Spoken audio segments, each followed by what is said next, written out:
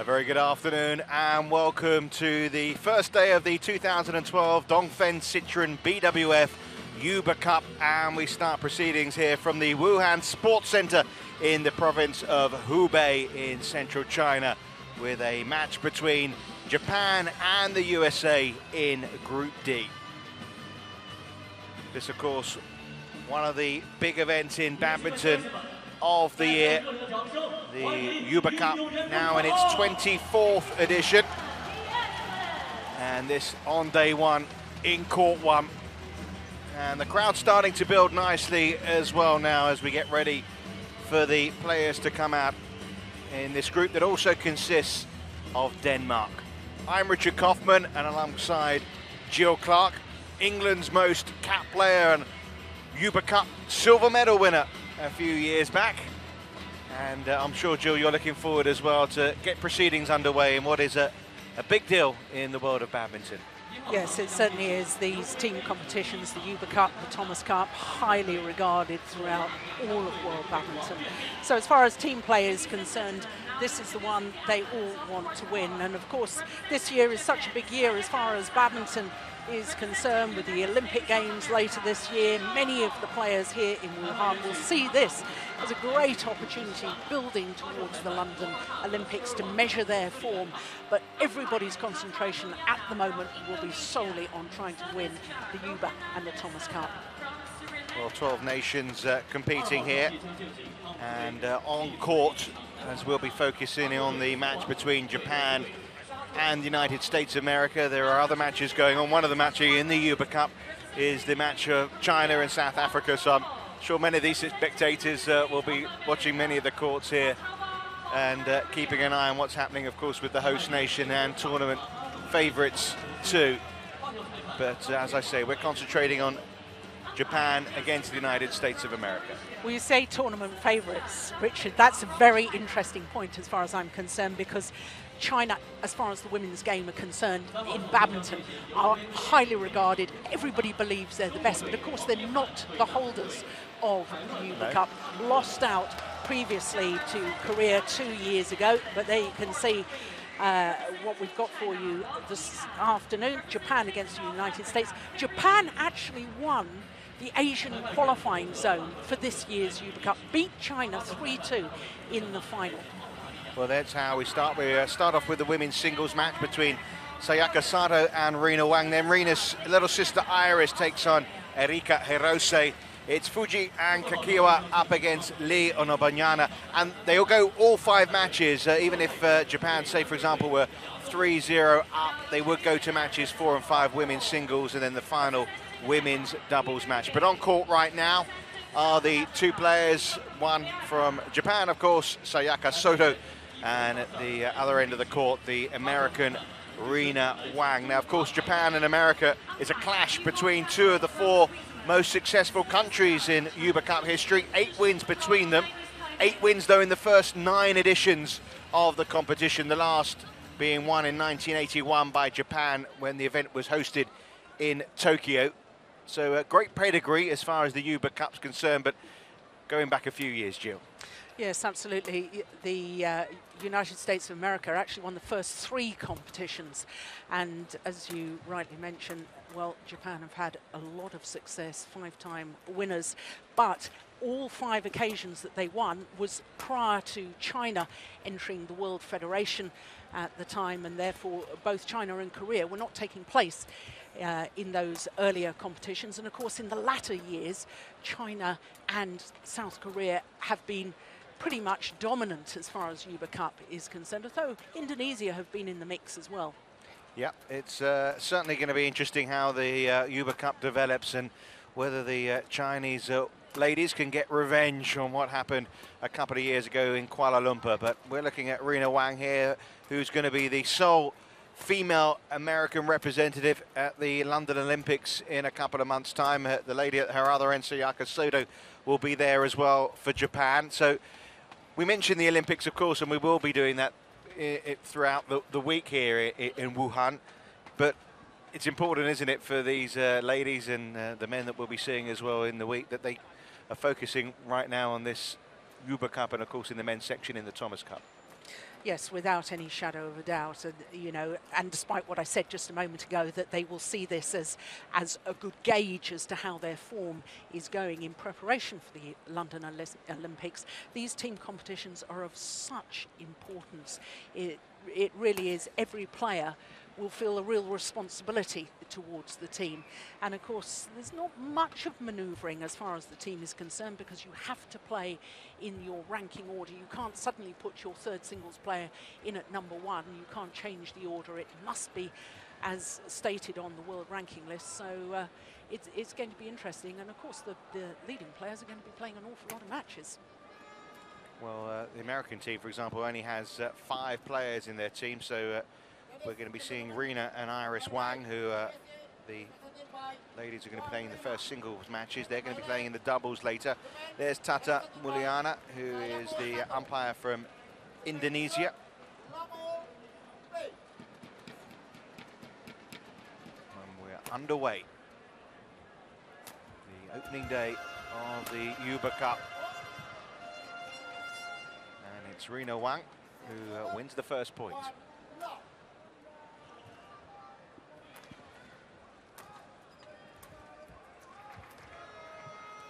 Landed on the back line. And it's interesting to me, Richard, these are 2 of the players in world badminton who have desperately been searching for ranking points to try and qualify for the Olympics. And over the last 12 months, well, Sato has played 26 tournaments, her opponent 27 tournaments. Now in badminton terms, that's an awful lot of tournaments they've played. And I'm really interested to see this encounter, because I've had a theory about the left-handed Sato, because to me, in the last few tournaments, her win-loss record that we saw just a moment ago for 2012, 8 tournaments played and 6 times she's lost in the first round. To me, she looks a little bit drained, and she's been looking a little bit under pressure in recent tournaments. Well, that shot there into the net looks a tired shot already in the opening stages.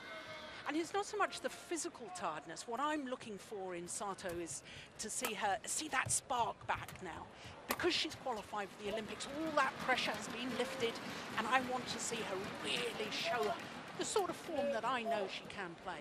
On paper, this should be a fairly comfortable afternoon, shouldn't it, for the Japanese players? Well, they are the number 2 seeds here in the Hubei Cup, so yes, it should be. And given the fact that Japan beat China in the qualifying zone, China were going to qualify anyway as hosts, so that wasn't, you know, really of any significance other than Japan. Huge psychological boost and confidence booster that they have beaten the unbeatables. So, you know, on paper, you're right. I think Japan should, in theory, win this pretty comfortably.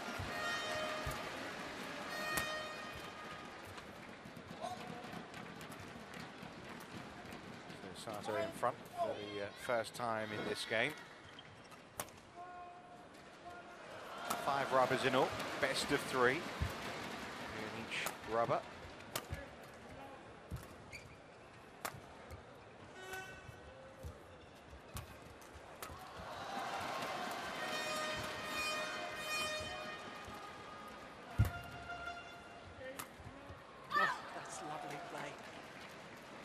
So much of singles is about trying to outmaneuver your opponent, use all 4 corners of the court, push your opponent to the back, then play the steep angled shots. Wuhan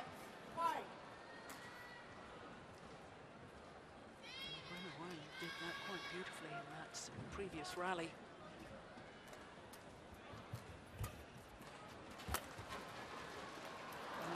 Another tired looking shot to me, the emotional tiredness. Tournament after tournament. But you think right at the start of the first day, first game, you'd be as fresh as you can be. I have to say I'm quite surprised by the selection, because in fact Japan have got their 4th singles player in the ranking, playing 3rd singles today. So Goto, who's their 2nd ranked player, is being rested for today's match. But if I was going to rest anyone, I probably would have rested Sato. But there must be a reason for it. I'm not obviously privileged to all the details of the Japanese selection. Well, I mean, I'm only second guessing here, Jill, but as you've mentioned, she's lost 6 of her 8 events this year in the first round. Maybe a chance to give her a bit of a confidence booster first up in a game that she'll be expected to win. Yeah, and very sound reasoning if that is the case.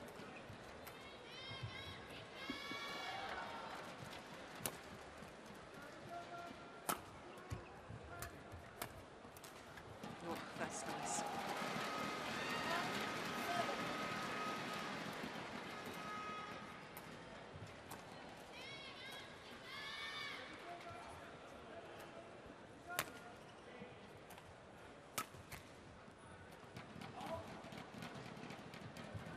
Straight points now for Sato.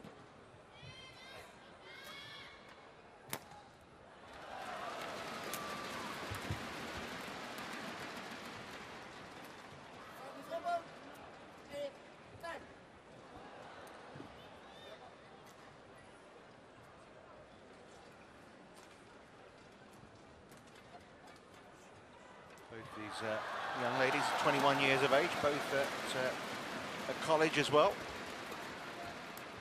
Soto, sports science student. Marina's at the University of California in Los Angeles, UCLA.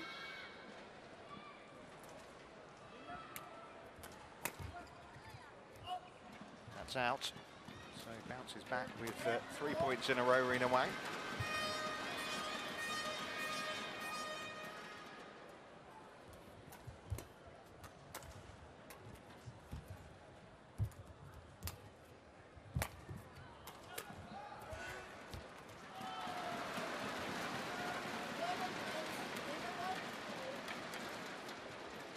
Interval. It's Rina Wang with the advantage.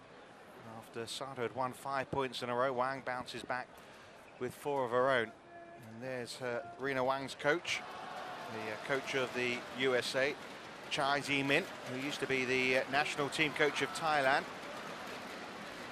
He was the Olympic coach for the United States in 2008, as he will be in 2012. And, well, encouragement for Rina Wang, and I'm sure they looked at Sato's results, as you have, Jill, and said, you know, you've got a chance here.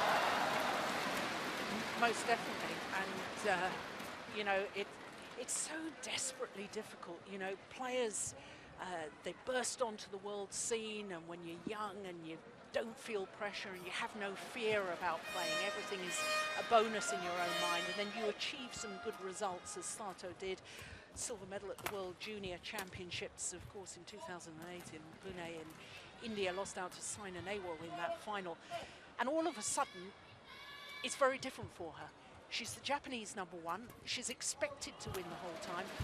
Whole different pressure situation, the burden of expectation. And I think that at the moment, for a 21-year-old, I think she's struggling. Well, that'll be a bit of a relief. First point won in 6 for Sayaka Soto. And Wang was on top in that point as well early on. That's long.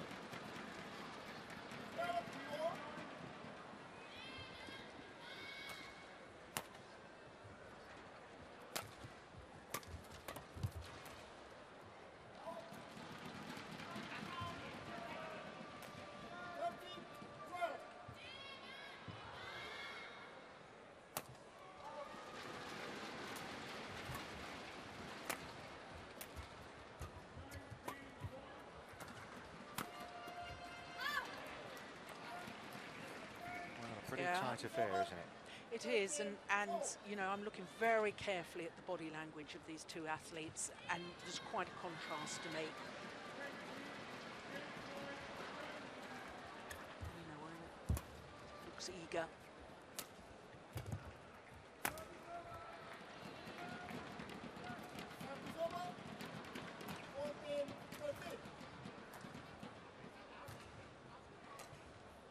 A little nod towards her coach.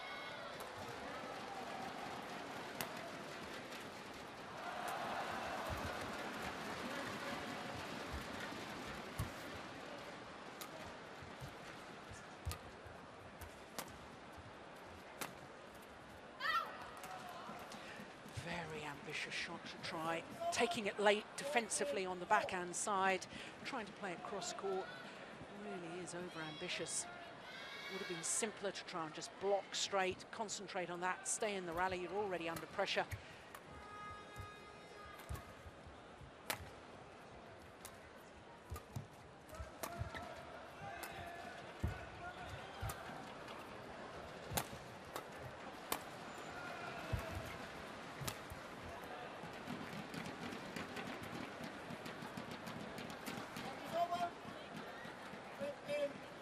First to 21. And right now, you wouldn't want to pick out a favourite here. Rina Wang ranked 59 in the world, Sato 15, but you wouldn't know there was such a gulf between them in the world rankings by the first 29 points here.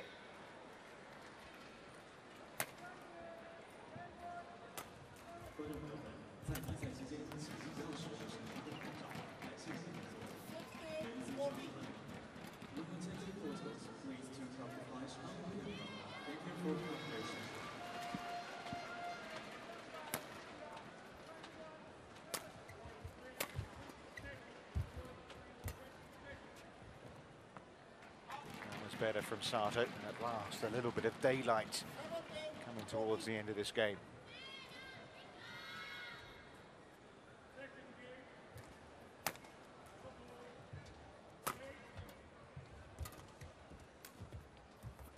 No, just missed it, just wide.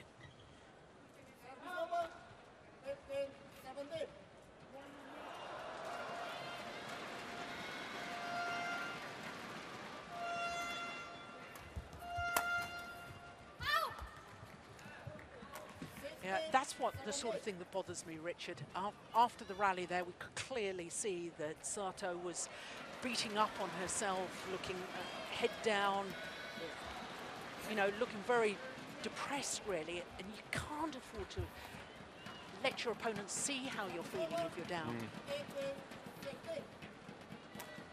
I mean, you can understand her frustrations. It's she put a shot into the net that should be meat and drink to her, but as you say, it's a psychological game at times as well.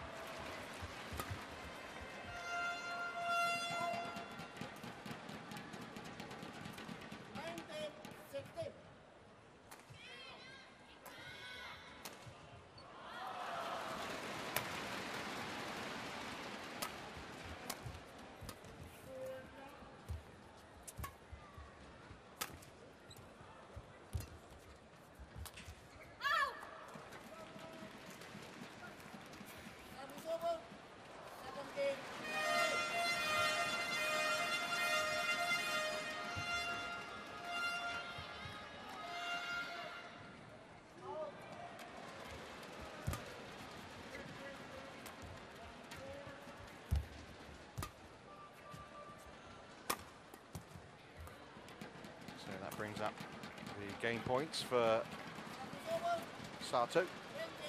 She has 3 of them.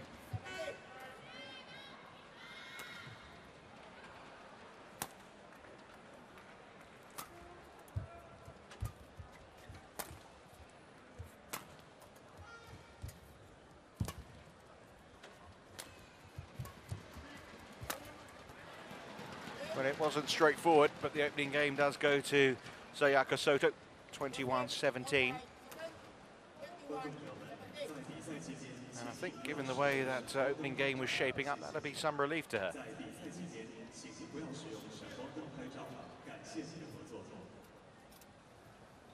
Just 12 minutes for Sato to take that opening game. Must be nice for the Wang girls, nice to have your sister abroad. I mean, they travel everywhere together. They obviously, like they are here, playing doubles together as well as playing singles. And must be nice to have someone so close travelling with you the whole time. Yes, absolutely, because in badminton, the money just isn't available in certain sports like tennis and golf, where you can have your own entourage travel with you, and personal trainers and physios and managers and agents and so on. In badminton, it's more of a solitary existence, certainly for countries from you know, the Americas and Australasia and so on, they don't get funding from the government, and therefore if you've got somebody in the team that you're close to, such as a sister, it's very comforting, I think, when you're traveling around the world.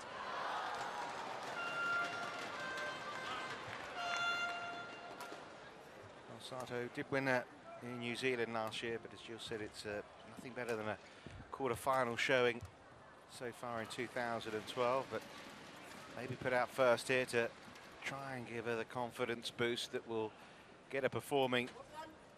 Japan hope, of course, in the latter stages. Wang, I'm sure, will be a little encouraged and have the feeling from that opening game that maybe she can get something out of this. Well, she's the big sister.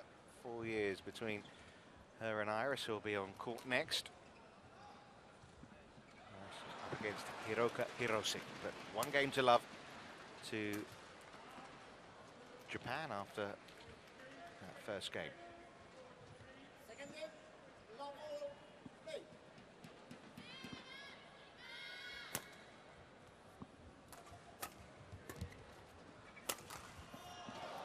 That's a super shot. Goodness me, where did that come from?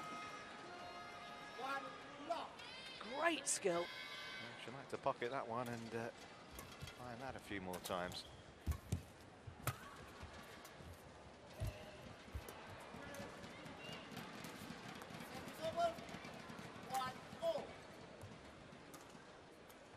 Japanese coach, Kaneko Yonikura.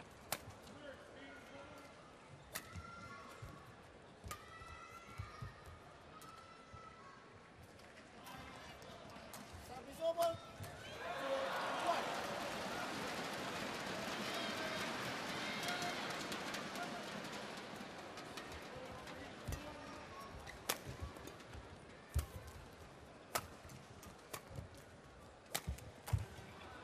Oh, just caught the net. That was a little unlucky, that for Sato.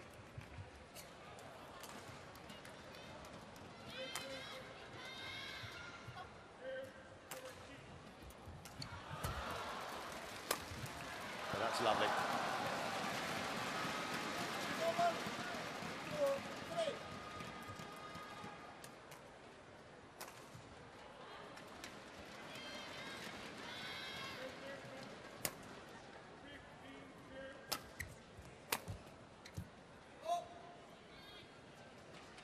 Service over. 4 goals.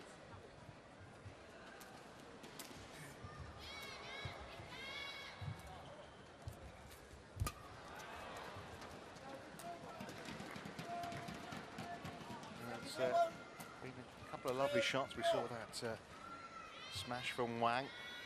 There's been a little bit of a scrappy nature to this game so far at the start as well. 4-4.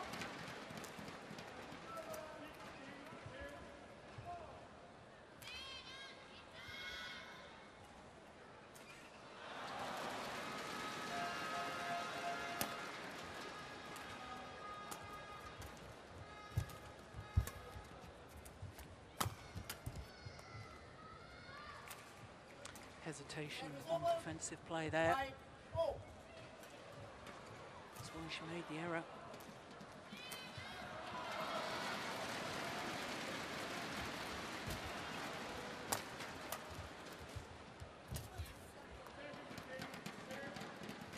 Service over.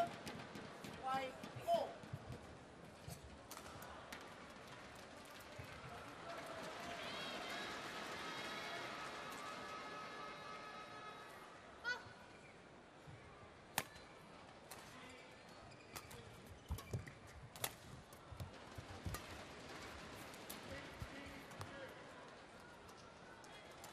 Service over.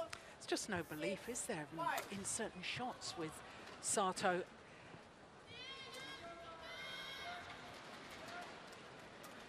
It's like she's waiting for the mistake to happen.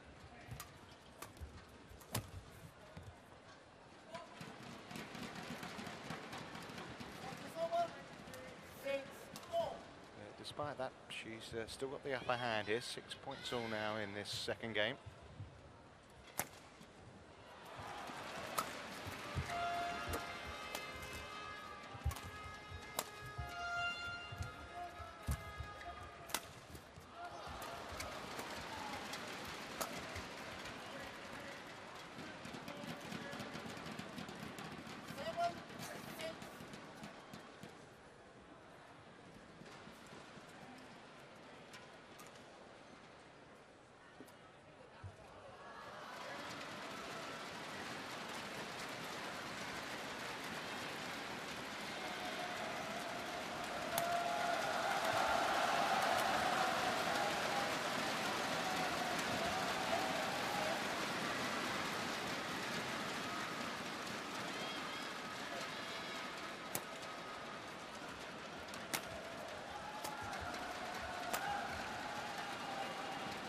We saw Chai Min on the sidelines there. Am I right in saying Tony Gunawan does a lot of the coaching for many of these American players as well? Of course, Tony, though, is involved in playing himself here this week.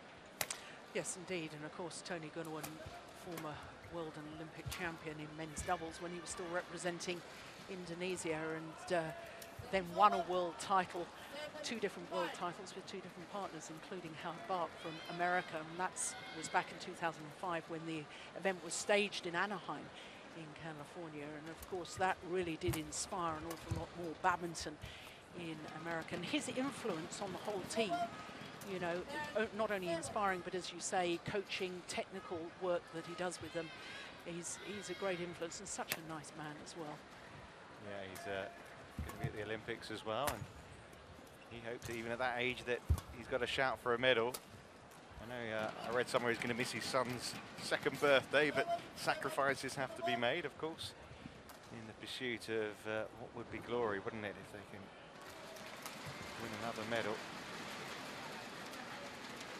So 11-7, Sato leading. She looks a lot happier now, as you might expect. A game up and 4 points to the good in this one.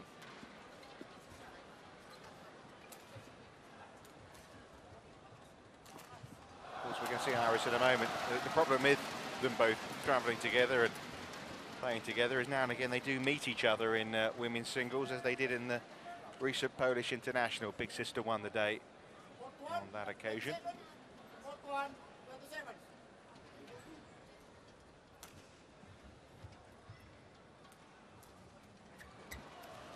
Well, you'd expect Sato now to go on here and finish the job and put the first point on the board for Japan in this matchup with United States of America on day 1 of the Hubei Cup.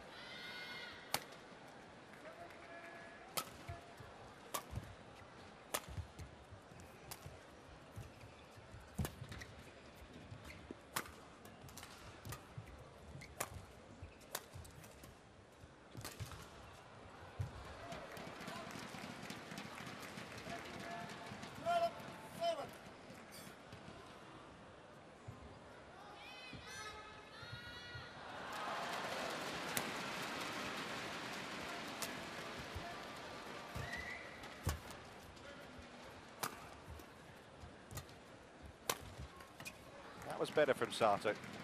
Yeah, much better movement back in court to get behind the shuttle. Then, of course, she's got the option. She can play it cross court or straight, as she did on that occasion. It's all about getting in position quickly.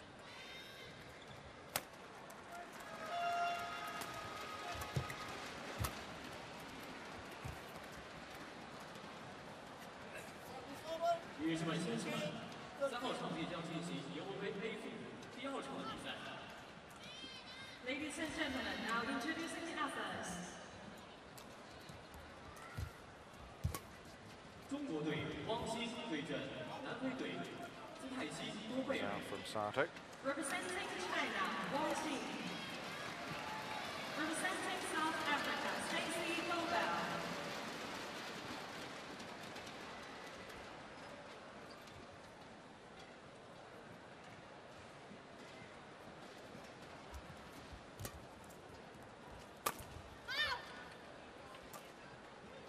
You mentioned maybe the surprise of playing Sato, and Aigato has been rested here. What about the decision to drop Moedo and Suetsena and not pick them in the women's doubles overall for this Hubei Cup? Go for a different pair, a younger pair.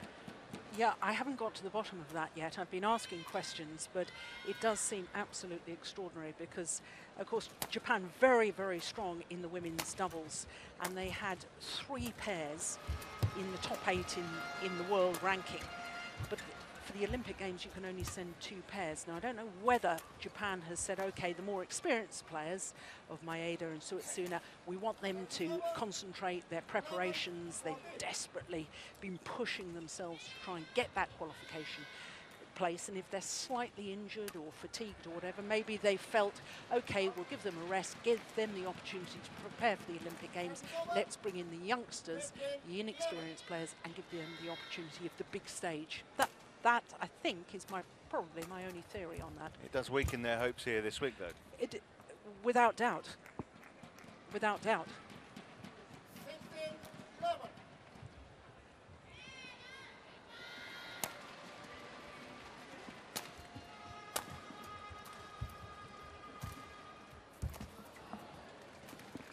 An apology from Wang. Point goes her way. A much needed one as well. Just, we shall see here, catching the net.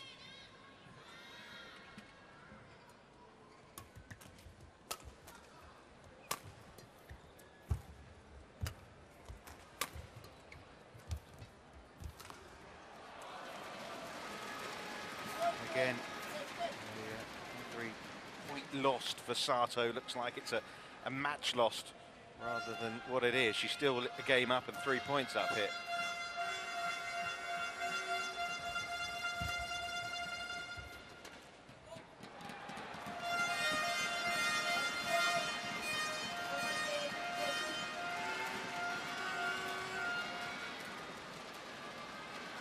Maybe this is what she needs, just try and get a win under her belt.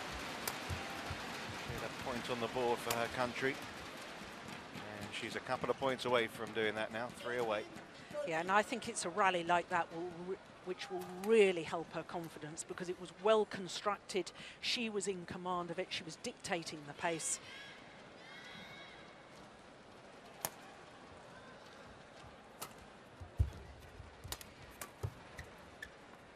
No, that's lovely. Good reaction.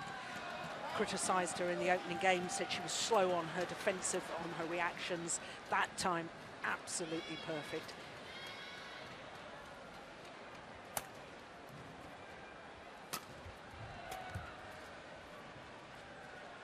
Just missed the line. 2号场地将进行康斯杯地主第2场的比赛。 Next, we will have men's doubles of court 2. 韩国队由严欣、高承炫对 Well, 阵 there's 美国 obviously 队 still 白国 a bit of a weakness in the defensive play, isn't there, with Sato? Yan Sung-yu, representing Korea. Sung-Hoon Ko, representing United That States shot of long America. from Wang brings up 5 match points for Sayaka Sato.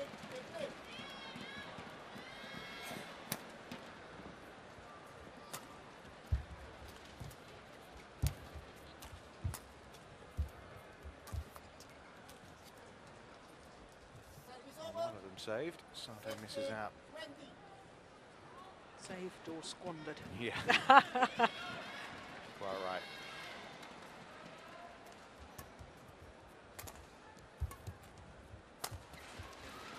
But it's long the cross court from Wang, and that brings proceedings to the opening game to an end. Sato puts the first point on the board for Japan. 21-17, 21-16, the scoreline.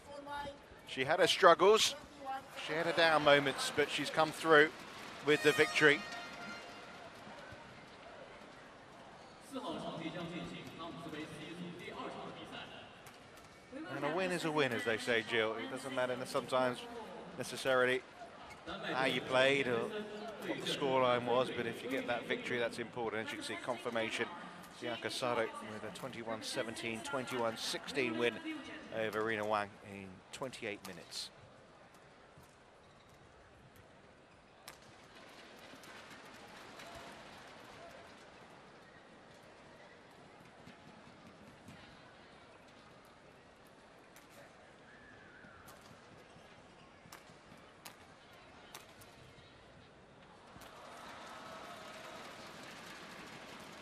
Well, Richard, you know, as you were saying, a win is a win. I think we're going to see maybe some of the highlights from that opening match, but can't emphasize enough how the opening match sets the tone for teammates later on. If your player has put up a good performance and fought hard, even if they've lost, then you draw on that experience and it helps you in the next encounters within the tie. So both players, obviously Japan players, will feel very happy that Sato has got them off to a winning start. As far as the Americans are concerned, they will be happy that Rina Wang put up such a good performance.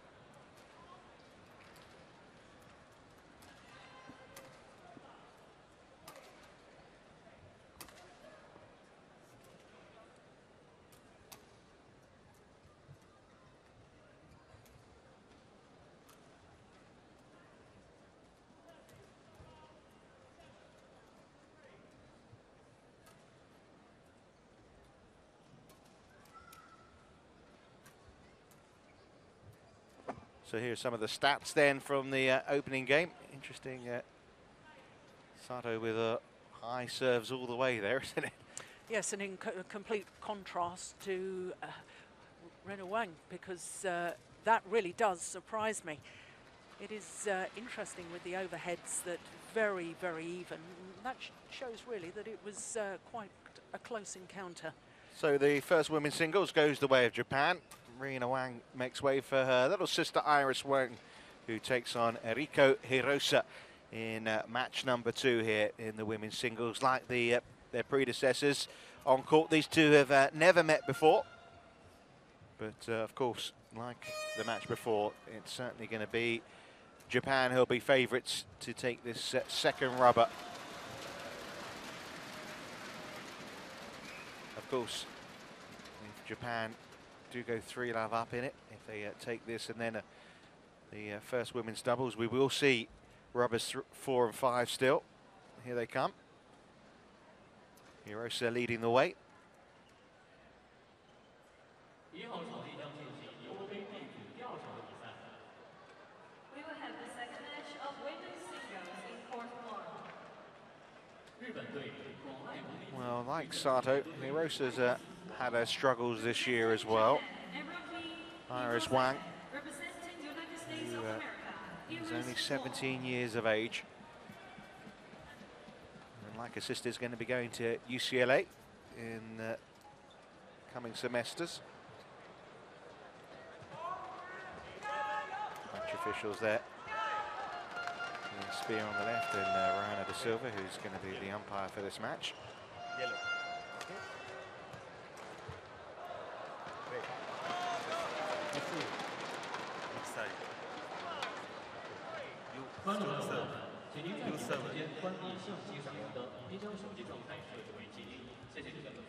Ladies and gentlemen, please turn on the flashlight of your camera and set yourself. Well, there is Iris Wang. Will be playing in Japan later this year at the World Juniors. Didn't play in the most recent World Junior Championship, but she's learning all the time, and something like this, this Uber Cup, her first Uber Cup experience, will put her in great stead for, one would hope, a successful career to come. But she's going to have our work cut out here against Hirosa.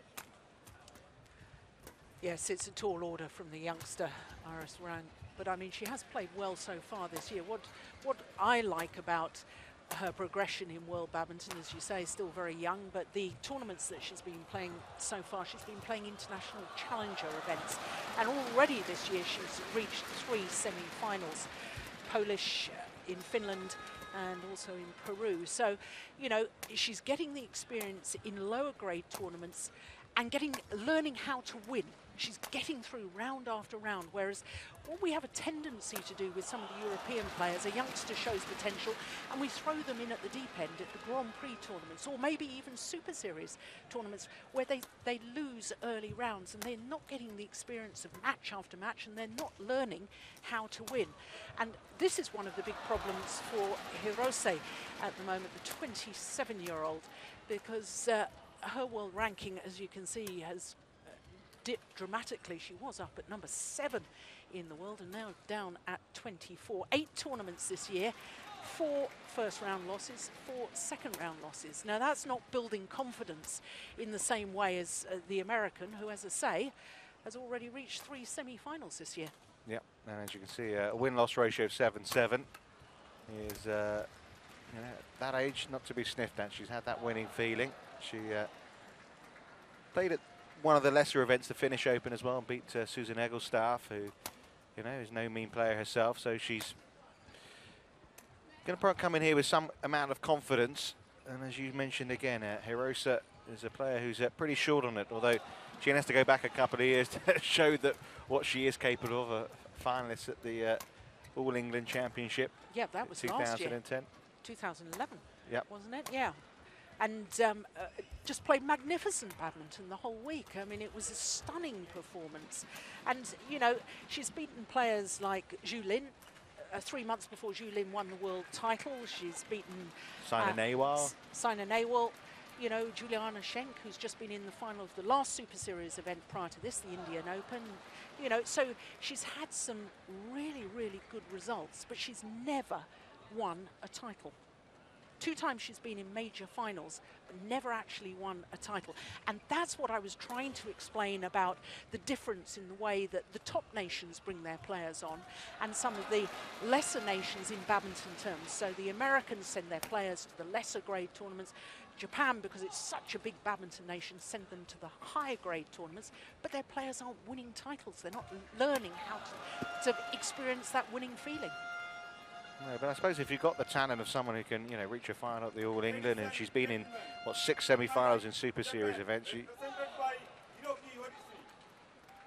And on my left, USA, represented by Iris Wang. Japan to serve, low all, play. So Japan 1 up, second match here. Erika Hirosa to start.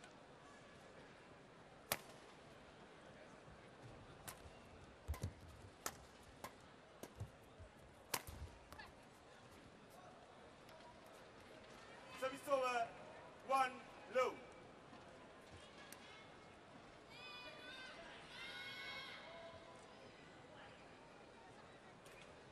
Fault receiver, 2 low. Oh my goodness, what was that? Fault receiver. Moving before the shuttle was struck. My goodness, so early on in the game. That's extraordinary. And that's out as well. Not the start that Hirosa would have wanted. Is that just a sign of nerves? Maybe a little over anxious? Yeah, I really don't know.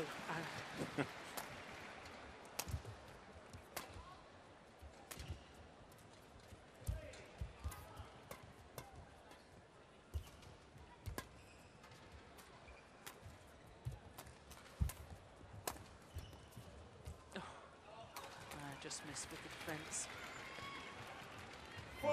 Just the start that Iris Wang would have wanted. I suppose when you're at this kind of age, you fear this, really. Nothing to lose for her in this match. First point on the board for Hirosa. Service over, 1 4.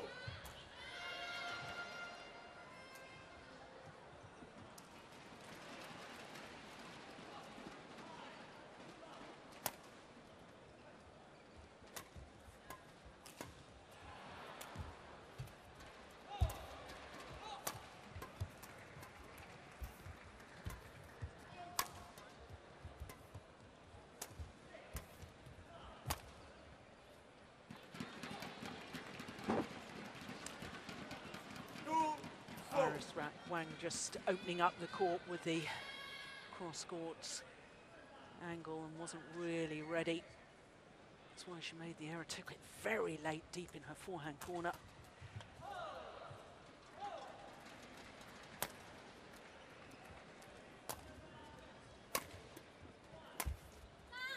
Oh, that's nice.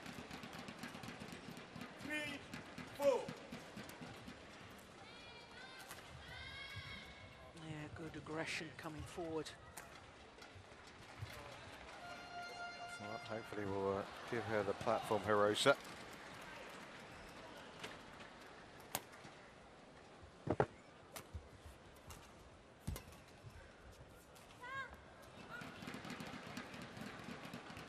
All.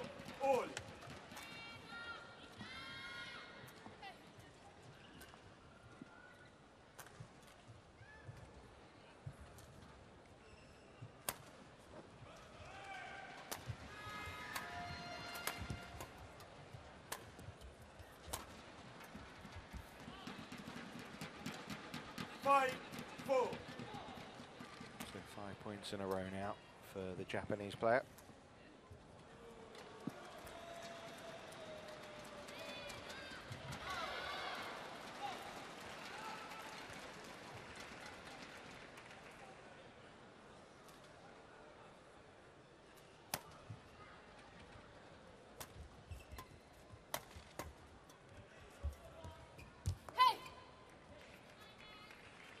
Service over, 5 all.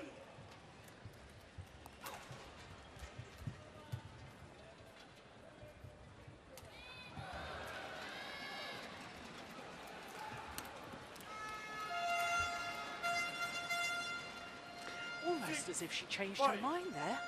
Yuriko Hirose.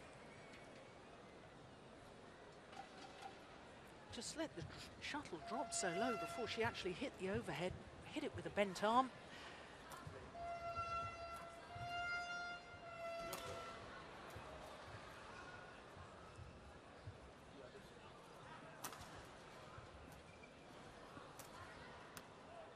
I think it's always a dilemma for teammates. You so desperately want to watch your teammate playing on court, but if your next match on, you really should be going somewhere quiet and just doing your stretching, just getting yourself mentally ready.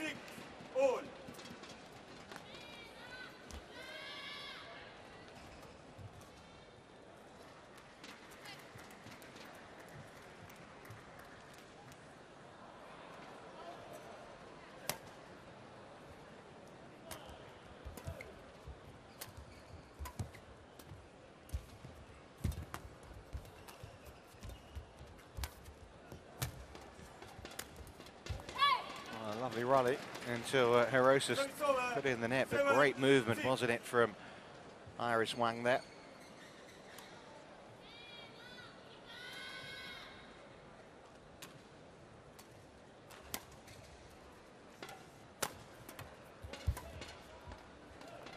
That was long. 8-6.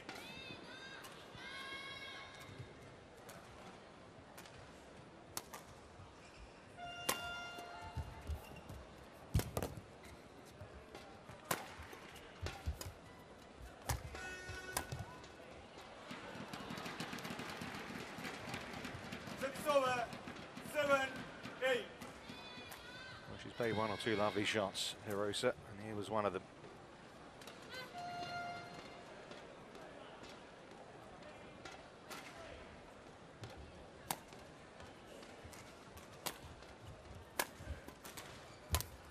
Yeah, there's another. 8-all.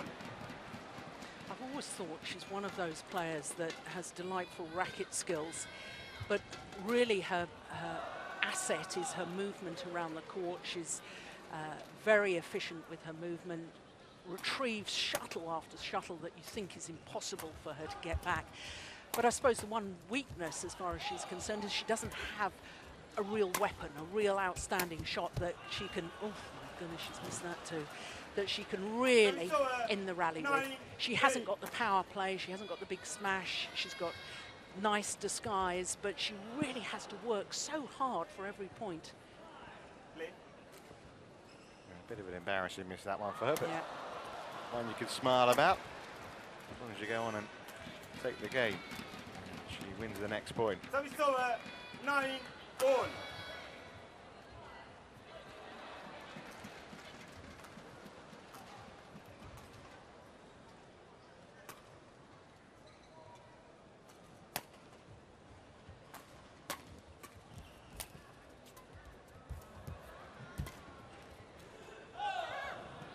just long.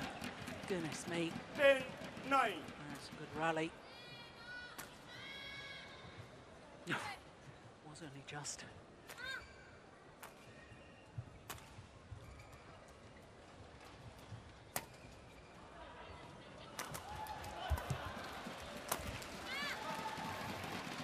So 11-9 at the interval.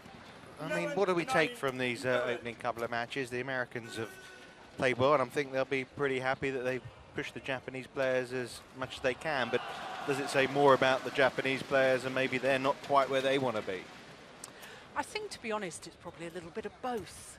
It's, you know, I've watched the Japanese players in recent times and recent tournaments, and I have to say what's been delightful to see with all the Japanese players is that they've all been absolutely fighting, genuinely fighting for their place to qualify for the Olympics. There's been a lot of rumours and a lot of talk in badminton about whether players from the same nation playing against each other, whether there's 100% commitment. There is no doubt with the Japanese team, they've been giving 110% all of the time. And I think that just, you know, now at the end of the qualifying period, I think they're mentally and physically just tired, and probably emotionally tired as well. And sport is a test, physically, mentally and emotionally. So if you're tired in one of those departments, it's going to have quite an effect on your overall performance. And schedule-wise, there's obviously some events coming up in between now and the Olympics as well. I mean, it's obviously a difficult balance to get right for these players. Very difficult, and people are approaching it in a different way. You know, it's very good to see, you know, so many of the top players here, and I think that's a reflection on the absolute importance of Thomas and Uber Cups in world terms. But you also look at the fact that the top German women's singles player, Juliana Schenk, she's not here. She's preparing for the Olympics. I've just heard that Jung Jae-sung from Korea, he's not coming here. He's part of the #2 pair in the world from Korea in men's doubles. You know, there are some players who've said, is this the right thing to do, to come to this event, play the Super Series events coming up. There's 2 of them. There's the Indonesian Open, Singapore Open, all of that prior to the Olympics, because these are testing matches here in Wuhan. But then again, you don't want to be going into the Olympics rusty either, do you? No, and I'm a great believer. There's a lot of players that thrive off the match fitness. We've just seen the world #1, Lee Chong-wei, come back from injury, his shoulder injury. The last tournament he played, first tournament back, the Indian Open Super Series event, since that injury problem. And to me, he didn't look match fit. He will relish the opportunity of playing here to get his match fitness back. So it depends on the player, but, you know, it's going to be fascinating to watch the whole week.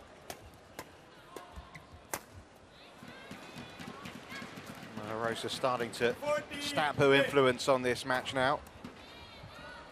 Bit of a struggle at the start.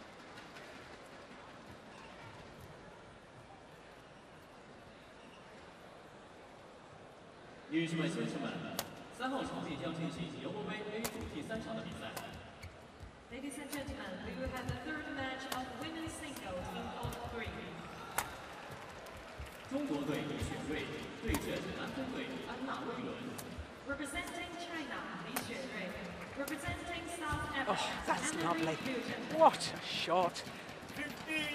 15-10. Appeared to me to be off balance as she played that.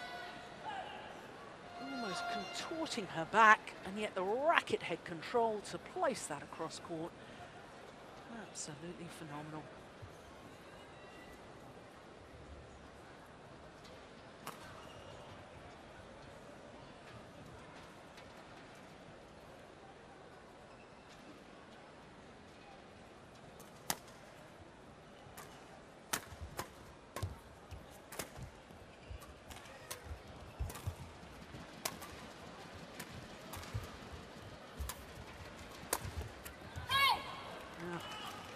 Learning from her opponent. Yeah, there's something about Iris Wang. She's pretty sprightly looking players, and she moves around the court very well. Not the tallest of athletes though, 158. That's about, what, just over 5'2". Well, I still have a little bit of growing left in her, at the age of 17. But she's not going to be tall, that's for sure. It's well worked. 12-15.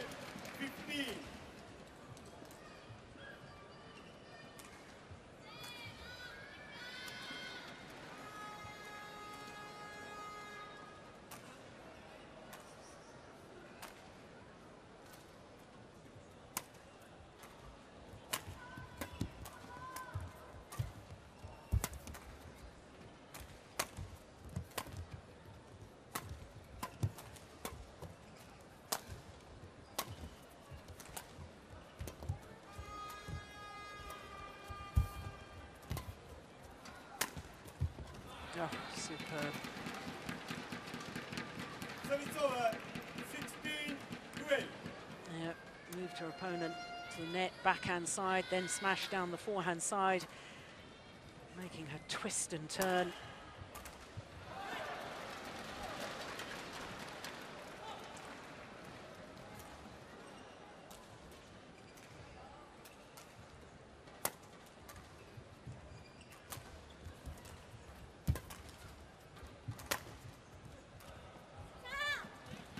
Good from Hirosa. She's finding her mark now. Playing some fabulous shots.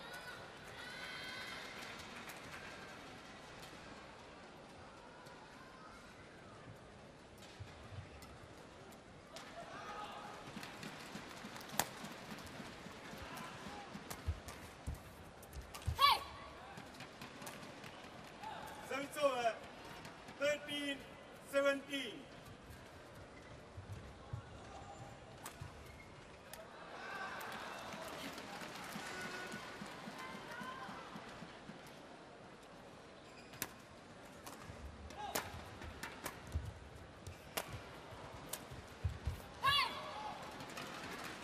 Well, the deception and the skill level on that shot from Iris Wang was absolutely top class.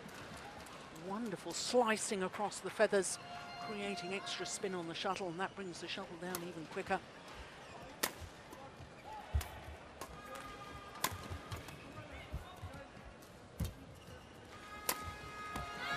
Yeah, she's found the winner with a forehand smash down her opponent's forehand side yet again. 14. Yeah, a better quality to this match though, isn't there, to the one prior to this between Sato and Rina Wang. See more winners rather than unforced errors.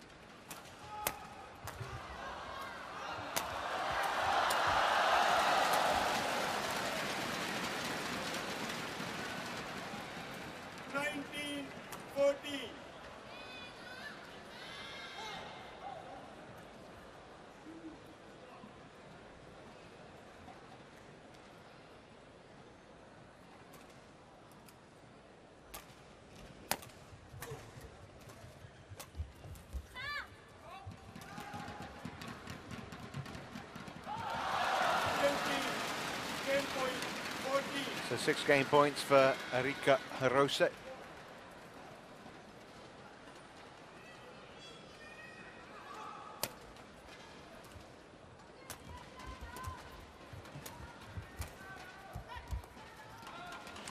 How many times Service over. has the American played that cross-court slice to such great effect?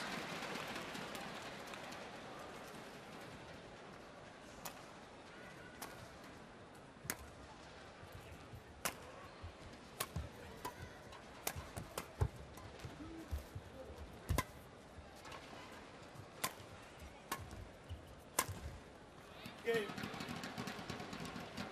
So 21-15. First game won by Japan, 21-15. Erika Hirose showing some classy smashes in the latter half of that game. 21-15 the scoreline. But sometimes, you see, sometimes you need to move the opponent from the middle. And then sometimes you need a safety return. A mistake by yourself too much. You see, if you're not good position, it's a safety return. And the fight looking for the good chance at the toss. But the 80% safety return. Okay, not like a take risk. Because the opponent kill, not kill you 50%. No, only your mistake. The point is give the other side 70%. You must get confident, get more relaxed, rallies, more rally, and looking for the time for coming. But 80% remember rally. 看到没有？你关键是没有信心，要多打几拍，然后找机会进攻，不是说一直冒险。你说你自己跑起险不好的时候，要先过去，怎么懂得保护自己，知道吗？不是这样子还停过去，对方一杀进来就没了。 How to protect yourself when you're not good position? Okay, confidence. Interesting words from Zhang Zimin. Just try and get into more rallies. Than they need to go for the winners all the time. 20 seconds. Court 1, 20 seconds.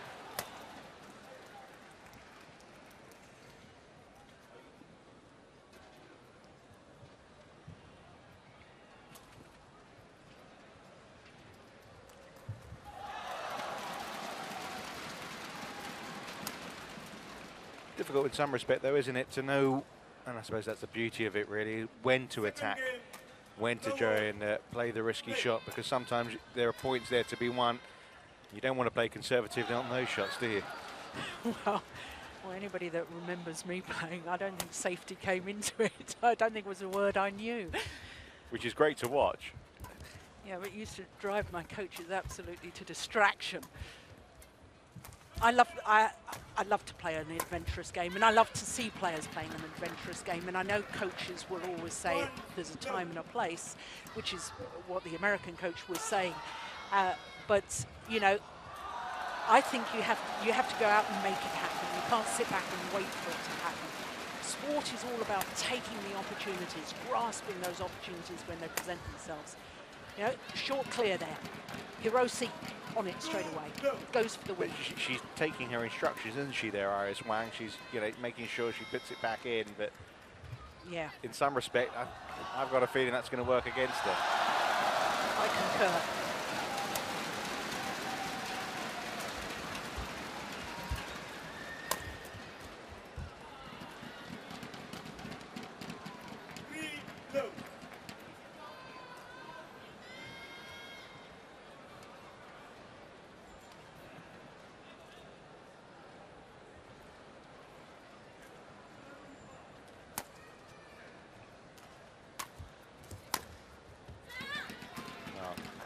Lightning fast start to this second game from Hirosa. Yeah, and you have to think, Richard, with the contrast between these two players, their world ranking, their experience in world terms. You know, you've got one at 87 in the world, the other at 24. You know, you have to say, well, if they play their normal level, then Iris Wang doesn't have much of a realistic chance, and therefore, you know, my philosophy on coaching is you've got to do something extraordinary. You've got to do something that normally you wouldn't do, perhaps, and therefore, you know, my coaching philosophy would be to say, you know, go out there, enjoy it, go for everything. You've got nothing to lose. You've got nothing to lose. Try whatever shot you want. Just absolutely go for it. Yeah. But I'm not a coach. No, that's probably why. Well, I don't know. You know, I look at the start of this game and it's 5-love already, and I think that's because Wang has been listening to what her coach said. Yeah.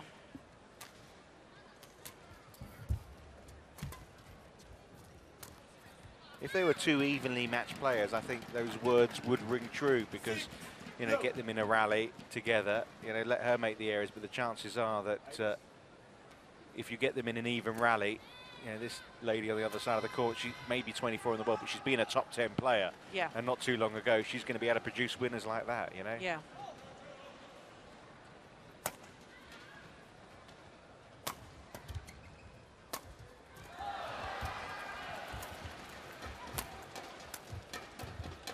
You see that rally. Hiroshi absolutely commanding the pace, dictating the pace. She was the one that was pushing her opponent deep into the corner. Then the angled shot across court. So Iris Wang has got the full diagonal of the court to cover. You know, Iris Wang has got to start putting her opponent under pressure. She's got to ask questions of Hiroshi. She's got to somehow turn that round. And she's not going to do that by the simple clear. Start off the rally. You've got to put your opponent under pressure. And now confidence is starting to drain as well. Yeah. You know, errors that she wasn't making in that opening game are creeping into.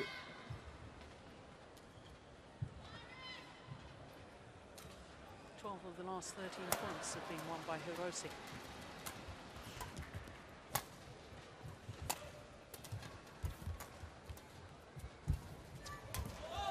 That's better. Take the chance at the net. Absolutely go for it. Stand your ground. You've played a nice net shot. Stand there. You've got the opportunity then to take the shuttle after the take of the top of the tape. If they flick it over your head, so be it. You might as well go for it. She's off the mark.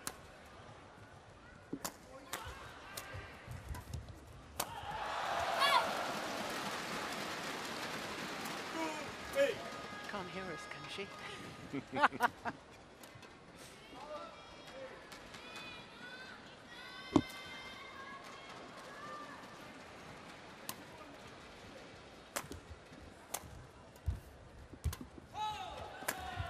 That's nice. Service over, 9-2.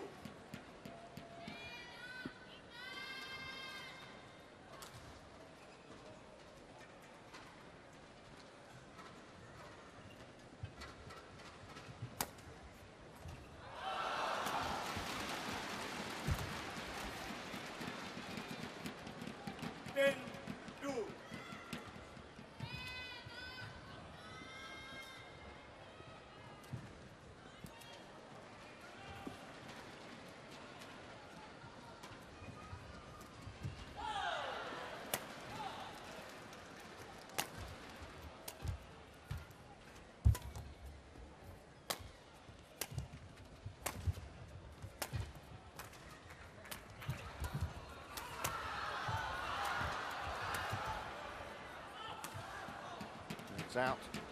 Well, the American team's just wilted a little this first half of the second game.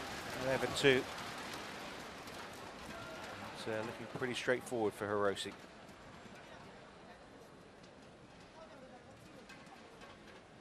Park Jubon, the Japanese coach, former great player himself when he was representing that's why Korea. I see that it's better. Sometimes higher, draw, you can rally. Because you higher, opponent no way to kill you. If it's to the point, no way to kill you. And then short is short, long is long. And then waiting for the opponent, the higher half court, you can cut. And you Court can 1, let 20 seconds. Court 1, 20 higher, seconds. pushing net is okay. Well, it's interesting to me because the American coach urging his player, give more height on the shuttle when you lift to the back. If you've got height on it, she can't kill it. Now, I know I was saying earlier that Hirose doesn't have that big weapon, so no, she won't be able to kill it. But what she will be able to do if you give her time by lifting the shuttle is allow Hirose to dictate the pace. And we've just seen from the first half of this opening game, allowing the Japanese player to dictate the pace is not a wise thing to do. I'm with you again, Ju, on that. I think it's just going to mean curtains, really, for Wang in quick time here. Yeah. She keeps with that tactic.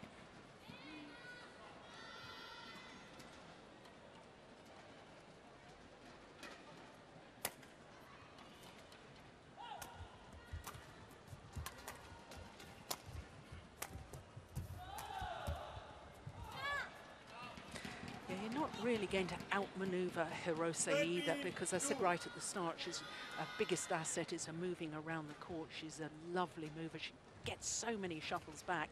So I think you really have to put her under pressure with these sharp angled shots. Put a bit of pace on the shuttle occasionally.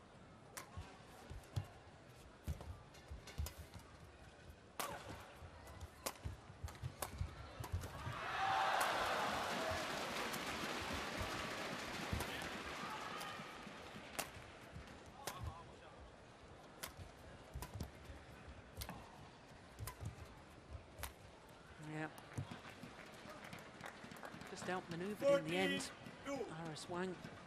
She certainly was lifting it high up down the other end, though, wasn't she? She's carrying out the instructions, and it's all slipping away for her right now. Homing in on victory here, Hirose.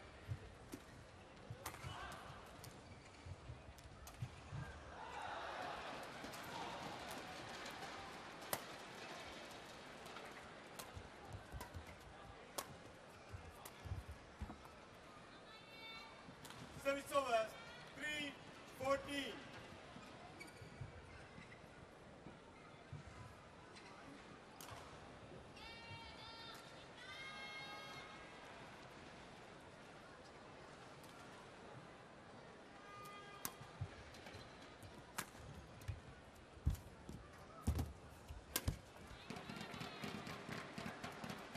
She could even try mixing up her serves a little bit. All of the serves, I think, pretty much all of them have been high serves from both players.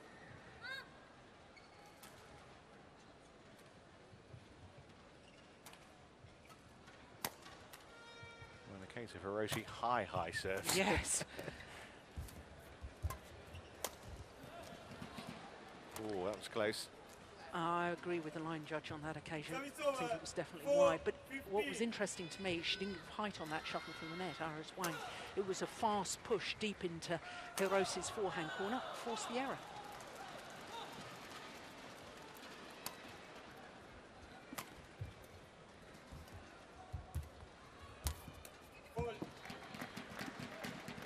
Service over. 16-4.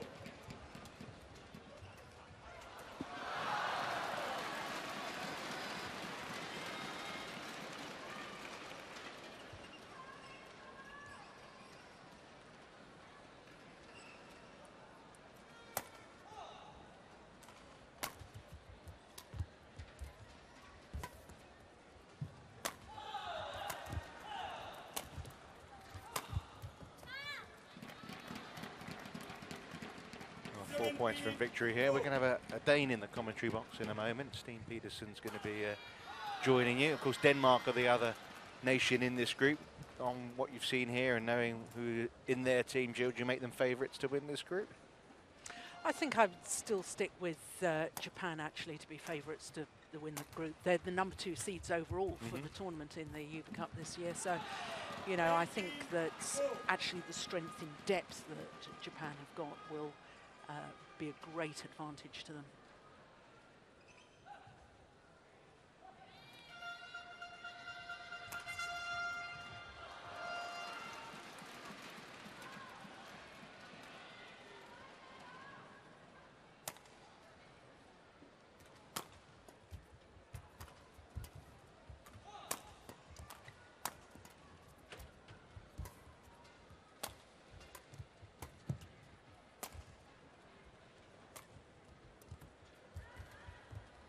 That's lovely badminton. Yep. What a difference when you address the shuttle early at the net. Look, the racket came from above the shuttle before it came underneath to play the net shot. Looks aggressive as an opponent coming forward with the racket up, and you tend to sit back in court waiting for the push, and then you're very vulnerable to that drop shot. Service over, 19-5.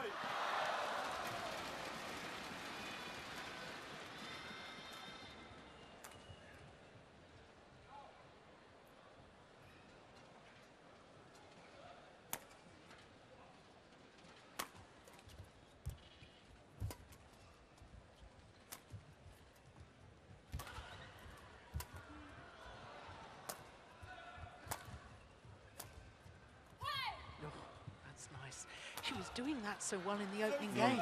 She was. And then followed coach's instructions. In my opinion, went all negative and didn't enjoy so much success.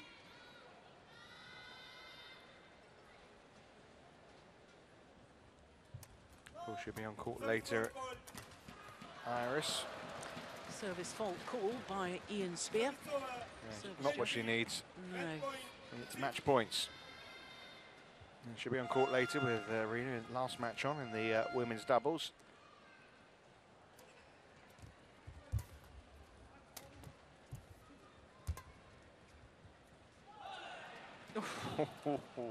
It did look like it was going to go out, to be fair to Erika. But on the line, saves one of 14 match points.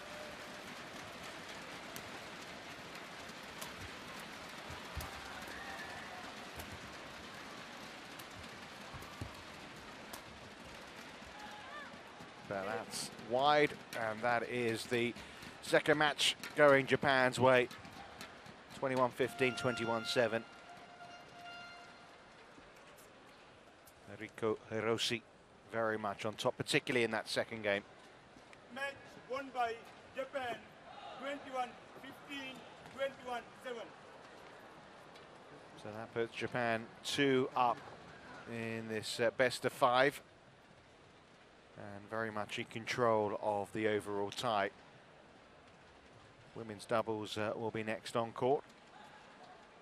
And Steen Peterson will be in the box with Jill for that. But this one taking just over half an hour. Erika Hiroshi beaten Iris Wang 21-15, 21-7. And Japan with this victory very much in control of the overall tie.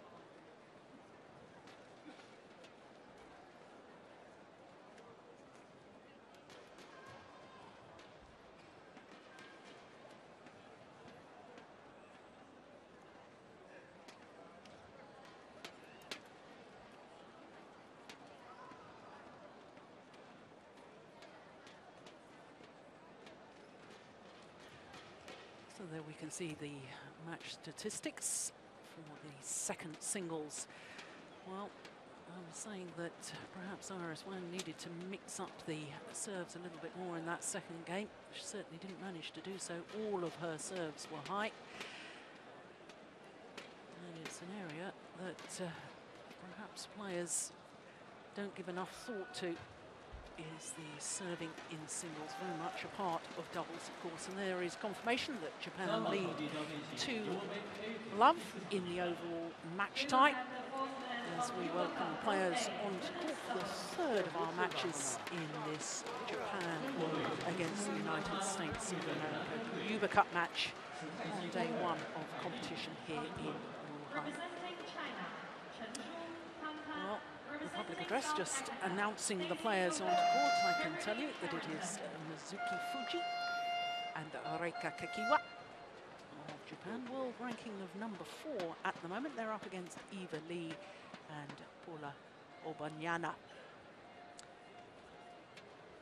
So I'm absolutely delighted to welcome into the commentary box for the first time former Danish head coach Stine Petersen. And Stine, of course, you led Denmark to 2 Thomas Cup finals, and vastly experienced coach. And I know that you've been sitting down as we welcome the players onto court, watching those first 2 singles. And whilst the Americans beaten in 2 straight games, good fighting spirit seen by them, certainly in the opening games, and augurs well for the future. Yeah, and especially the first lady singles, Rina Wang was, of course, playing well in both games. There's some signs that perhaps there's a little bit of a side drift in the hall, and players should get used to it. And I think that Hirose, she totally took control here in the second game. So. Yeah, she's a vastly experienced player, as we were saying earlier, a finalist at the All England Championships last year, 2011. So the toss of the coin from Ian Spear, our umpire.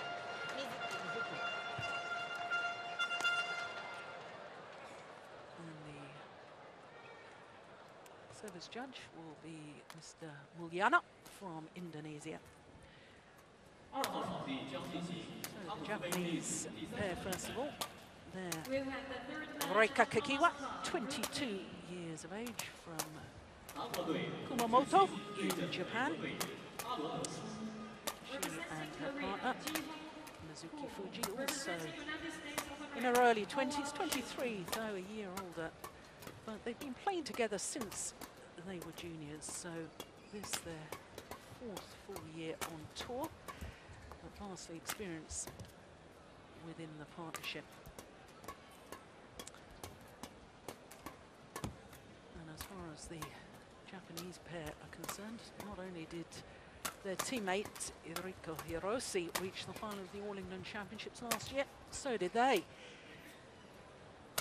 Wonderful tournament for them because they were unseeded, lost in the final to Wang Xiaoli and Yu Yang, who of course are now the world champions. So their win-loss record for the year, they're currently ranked at 4 in the world. 7 individual tournaments this year, and as you can see, very healthy win-loss record, and that translates into 2 semi-finals and 2 quarter-finals. But interestingly, they've never actually lived up to their seeding position in their tournaments this year, apart from 1 occasion. So underperformed as far as their status in world ranking is concerned. So Obanyana, 27 years of age, born in the Philippines.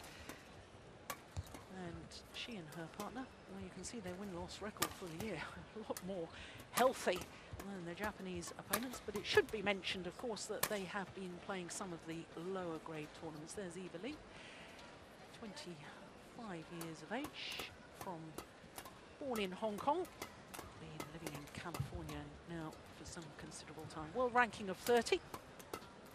But already this year, 4 finals for the American pair, winning recently in Tahiti. Runners-up in Sweden, Austria and Poland as well. But Stine, you have to say that Mizuki Fuji and Reika Kakiwa. As we look at our umpire, Ian Spear, he'll be calling the players to order in just a moment. Japanese pair really are vastly experienced, aren't they, in world team terms, and you know, 4 titles, but 4 big titles to their names. Yes, exactly, and the Japanese are also very experienced in playing in big stadiums like the one we're sitting in here in Wuhan, whereas the American pair has played mostly IC tournaments, probably trying to qualify for the Olympics through the Pan American spot. I've seen them in a number of IC tournaments. IC tournaments, of course, international challenger events. And for the Americans, failed to qualify for the Olympic Games. The continental representatives from Pan America will be the Canadian pair. Michelle Lee and her partner Bruce.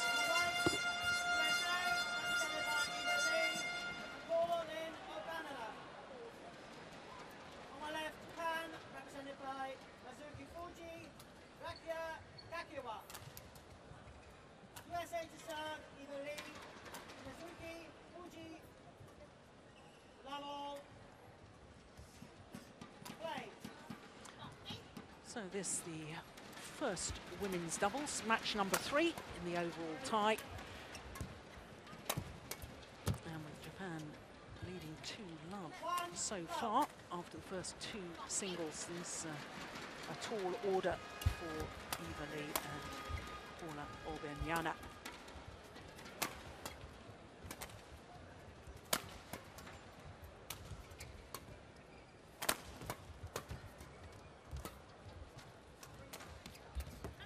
That's a lovely drop shot from Mizuki Fuji. What do you say as a coach, Steen, when you've got put yourself in the American shoes here, and you've got a pair here? They've already seen their teammates go down to the Japanese in the first 2 singles. Clearly underdogs in this women's doubles. What do you say to them? Go out there, enjoy it, or do you give them specific tactics, or what would you say? A little bit of both. I mean, it's a big thing for the United States to qualify in the Hubei Cup. So of course they have to enjoy the match. They're going to play 2 matches here, one against Japan today and tomorrow against Denmark, and then they're probably going to go home again. So they definitely have to enjoy it, but also set some specific tactics goals that they should try to achieve during the match. So use the match as development.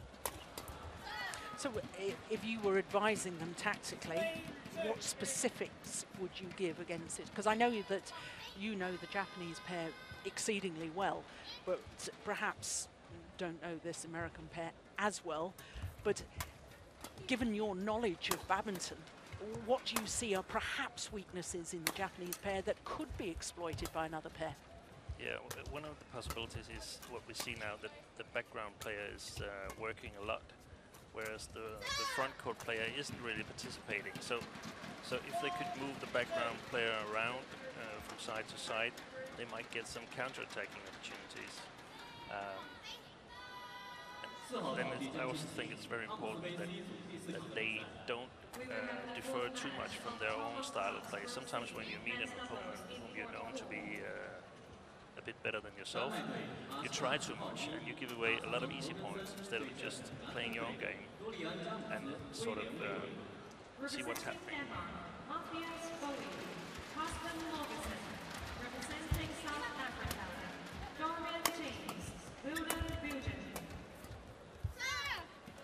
Good interception at the net from Reika Kakiwa. And I always think in general terms though, Steen, you know, I watch these top Japanese pair, what have they got? 4 in the top 10 or something in the world at the moment. I mean, extraordinary strength in depth. But to me, given the point that you just made, emphasizes that something that I've believed for such a long time. They're such good workers on court, but they never really build the rally for it to be finished off at the net by the net player. The net player isn't hunting the shuttle enough. It seems that that they don't have really strong attacking weapons, like for instance the Chinese, who's of course the best in the world. So they rely a lot on their defense, extremely strong defense, and extremely solid. They can play on for hours and hours. And, Yeah. that sometimes makes it a little bit boring if you don't understand it well. But they're sort of carrying out the strategy to perfection. But don't you think they could add a dimension to that? Look at that. That was nice to see. Reika Kakiwa actually going for it at the net. Instead of just the lifting and playing the solid defensive game. And there it was again. Yeah, I love it. I love watching play like that. That, to me, is something that they can really develop as a Japanese pair and start to challenge the top Chinese pairs. Exactly. And that's sort of the development in ladies doubles. I think that's the next step, that you have to have both players participating in killing the shuttle. Yeah, nice play from the Americans too.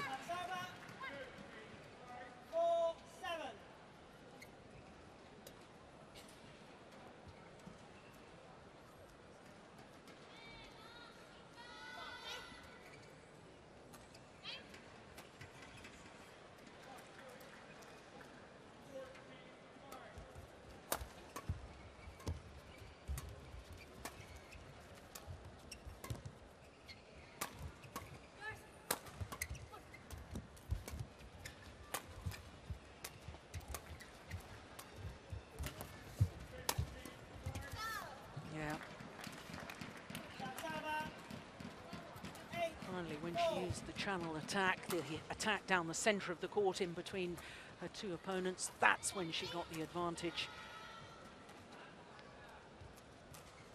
For people that don't understand the tactics or the intricacies of badminton, it looks hitting down the centre of the court is a nothing shot, doesn't it? But actually in doubles, it's one of the most effective tactical plays there is, down the centre there. You narrow the angle of reply, confuses your two opponents who's supposed to take it. Yeah, exactly. The confusion is very important, because you want to take away a little bit of time for the opponent. So if they lose a little bit of time, they lose control, and you might be able to exploit that. So 5-point advantage now for Fuji and Kakiwa.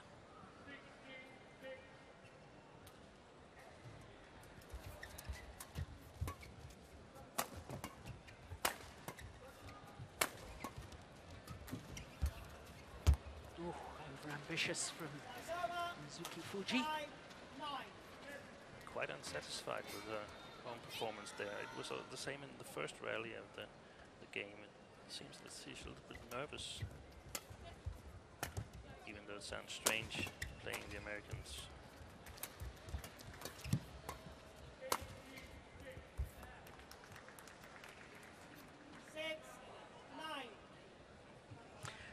Nervous because of the fact that Japan are the #2 seeds here in the Hubei Cup, or nervous perhaps because they don't really know their opponent's style?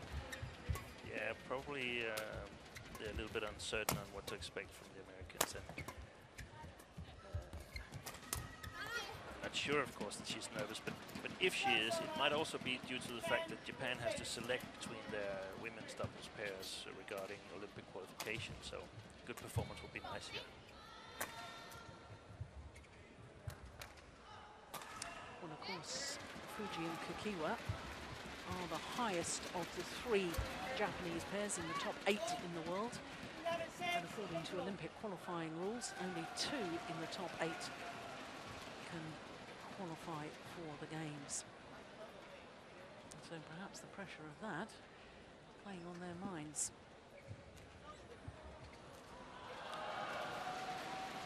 Well, coach always very animated when he speaks to his players. I don't think I've ever seen you animated like that, Steen. You're always very calm with your players and always involve them in discussions. I think there's a very distinctive difference between the coaching style of of us Europeans, you always ask your players questions, whereas the Asian coaches tend to tell them what they want. Is that a fair comment? Yeah, in general, I think it's a fair comment. I can be animated if I feel there's a need for that.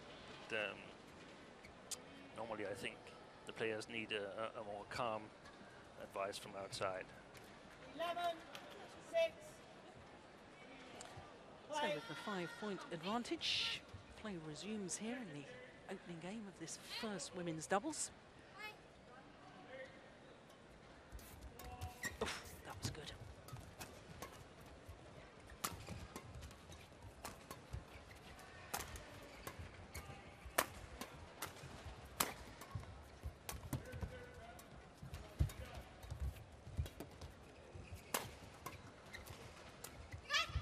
Oh, delightful. That's your point exactly, isn't it? The hesitation between the two Japanese players, neither went for it. And it's really excellent play by the Americans here, because they sort of take the initiative in the rally. So it's nice to see them get rewarded for it.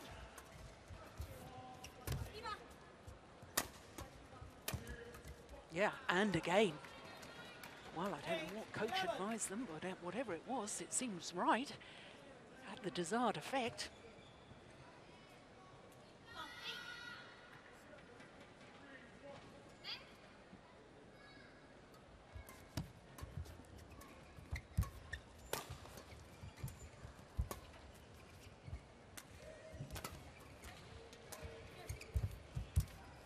Oh, fabulous shot.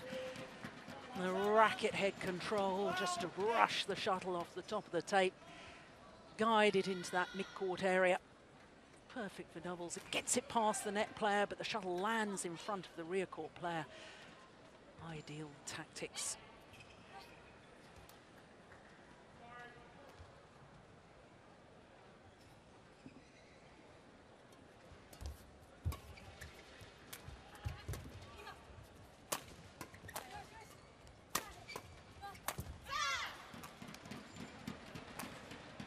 Americans get themselves on the attack, they've got to keep their patience, haven't they? Yeah, and that's probably going to be one of the keys. I think in the long run they might not be able to keep the patience, because I think the Japanese girls are in quite a bit better shape than the Americans. Well, yeah, that's the way to do it, to keep the patience and look for opportunities. I remember one famous match at your Denmark Open a few years ago with this Japanese pair. They played over and out by the mid-game interval in game number 2 against fellow Japanese opponents. Do you remember that? One of the players collapsed after an hour and 41 minutes. They hadn't finished the third game. So I don't think there's any doubting their fitness levels. Oh, that's nicely taken. Shuttle bouncing off the top of the tape, for which he apologises for the good fortune. That's nice to see that they've been attacking the tape, because I get the feeling in the rallies that the front court player doesn't really read the game as well as you'd like her to, but in the service situation they take some chances, and that should make the opponents quite unsecure on what's going on. Well done here. 18-8.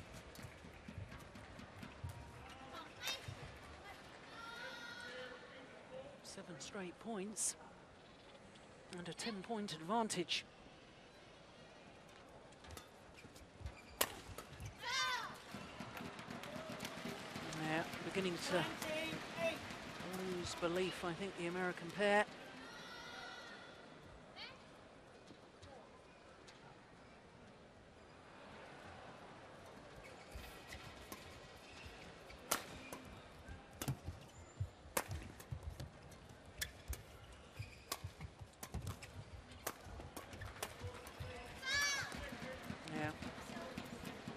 Nicely done, and that brings up game points, a whole host of them.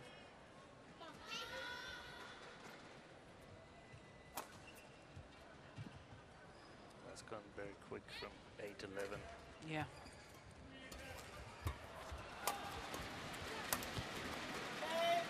Yeah, 10 straight points from that 11-8 advantage to close it out, 21-8 in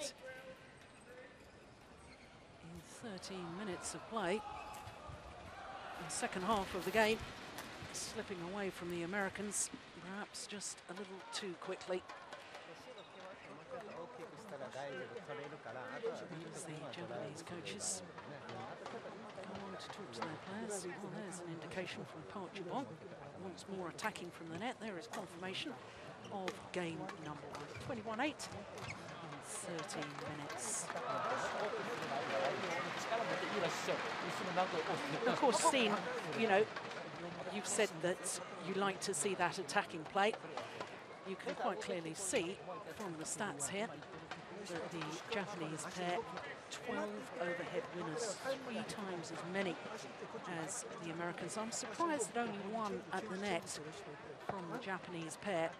But this is what I was trying to explain earlier, and you picked up on it as well, saying that they rarely involve their net player, and it's good to see them looking for the net a little bit more. Because, you know, here they are number 4 in the world, but I think there's a whole department of their game where they can really improve, which would leap their standard forward to really, really challenge those top Chinese pairs. And it is that hunting the shuttle at the net, that ability to kill it from the front of the court. Yeah, and the desire to sort of create your own points. That's really, in my opinion, what separates the Japanese women's doubles from the Chinese. The Chinese are dangerous. They're able to create points themselves. And of course, the Japanese are as well. We see that they're doing it here, but against the lower standard of players. So they have to be able to create points against their own standard of players in the future.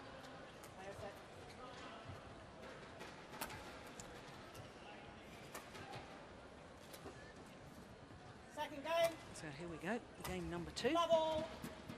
Play. World number 4 ranked pair, Mizuki Fuji and Reika Kakiwa. Absolutely galloping through that opening game. 21-8. That's a great interception from Mizuki Fuji.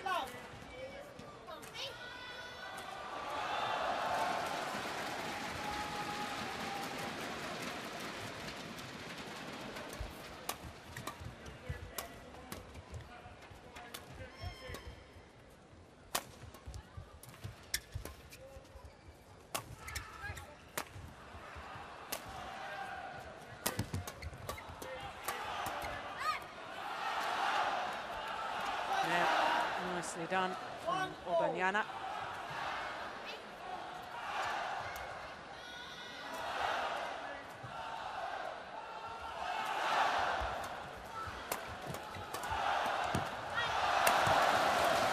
Yeah, and again, well constructed points. You can see that when the Americans play on top of their game, they can challenge the Japanese. The problem is that they have to play on top of their game all the time. If they lower their level a little bit, they will lose points very quickly. Yeah.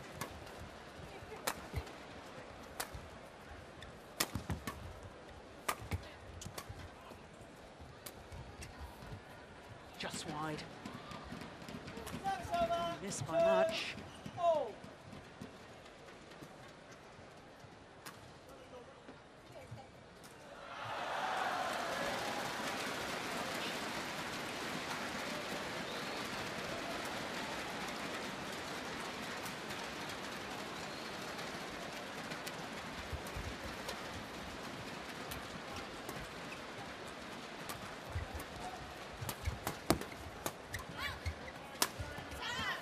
Took the half chance to go forward, did Mizuki Fuji. Why on earth doesn't she do that against the Chinese pairs? Yeah, it was really great, and it puts, not only does it win the rally for the Japanese, but it also puts psychological pressure on the Americans, knowing that someone is coming forward. Yeah. 4-2.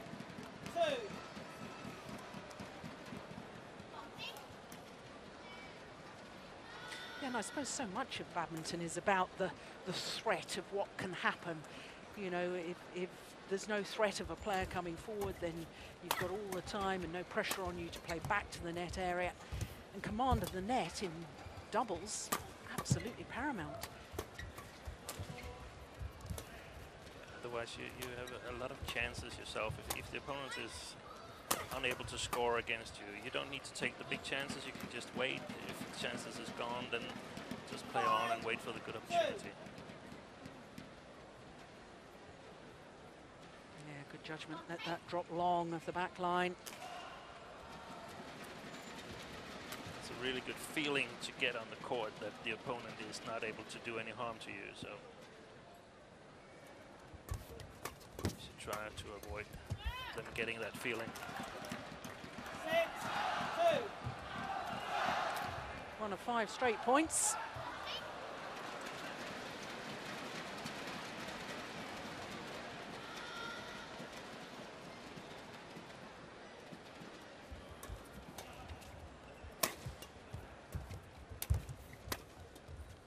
Oh, superb. Wonderful. Good reach, good anticipation in the right place at the right time. And there's a little hand signal, just letting her partner know where she's going to serve to.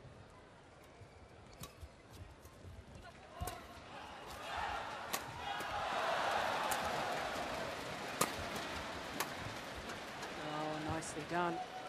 Now, we've seen from the last few rallies, Steve, it's all about working the rally for the net player to finish it off. Yeah, I think it was Kristen who said it once, the Indonesian coach. You could look at it as a playmaker and a finisher. The playmaker is at the back court and the finisher is at the front court. One of my first coaches said to me, the idea of doubles is to make your partner look good, because you should be setting it up for your partner to finish off. And if you're both looking good on court, you're both doing your job. Exactly. It's really an easy game. Yeah.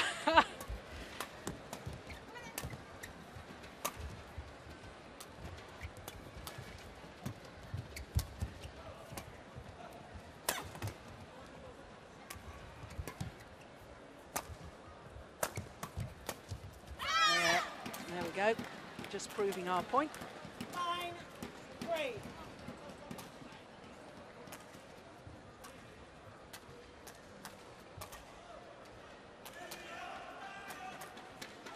I always think as well, Steen, doubles is, you know, you talk about the player that sets it up and one of the players is the finisher.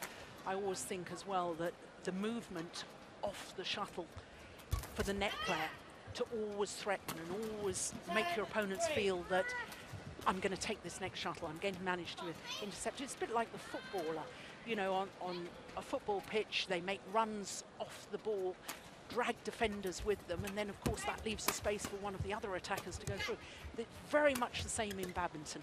The net player has got to be moving off the shuttle, and I think this is something where the Japanese pair, if they want to be winning gold medals at Olympics, can work on.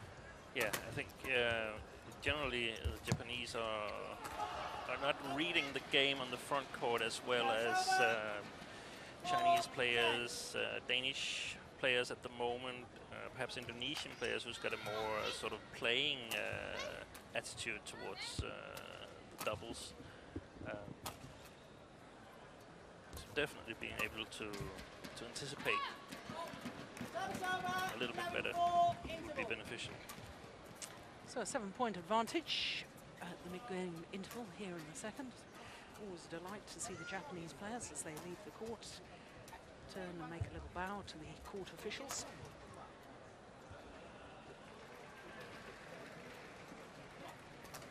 The Japanese coach can't hear what he's saying, but he's obviously, by his hand gestures there, urging his players to keep moving forward and keep looking for things at the net. Even if we could hear him, Joe would still be in trouble. Court 1, 20 seconds. Be able to speak a bit of Japanese there, Steen.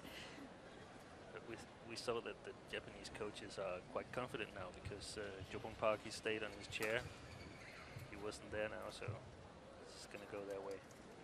Yes, of course. Park Ji-won, the head coach of the Japanese team, and when he's sitting calmly at the back of the court, a very clear indication, as you say. Play.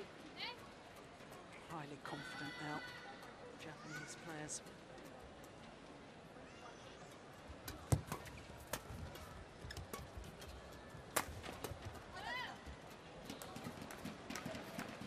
And the body language of the two Americans, I have to say, a little bit concerning now. They're not really believing that they can turn this match around. You can see that. Yeah, didn't react to that easily. 19-4.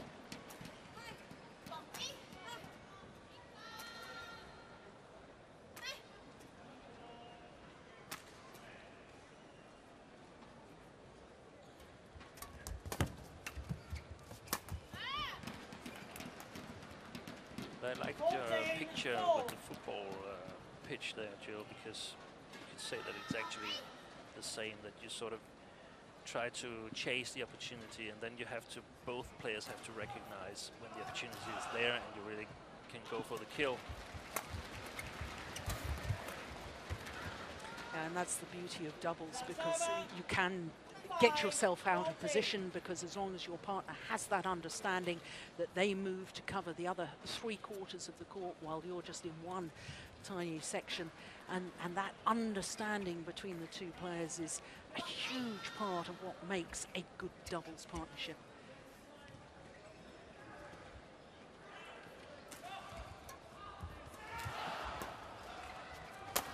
Oh, good smash. Yeah, suddenly something a little bit different. Cross-court smash from Eva Lee. Yeah, wasn't expecting it.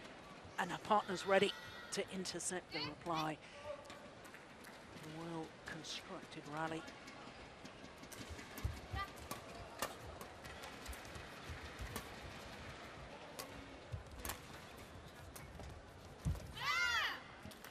Delightful drop, though, from Fuji. 15-6. The Americans are playing a little bit too passive in defense, to my taste, because I think they're in trouble every time they're in defense, 3 or 4 strokes in a row. So might as well try to turn it around earlier.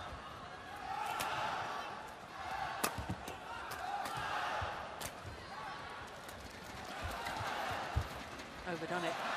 Just to pick up on that point, Steen, how do you want to see them turn that around?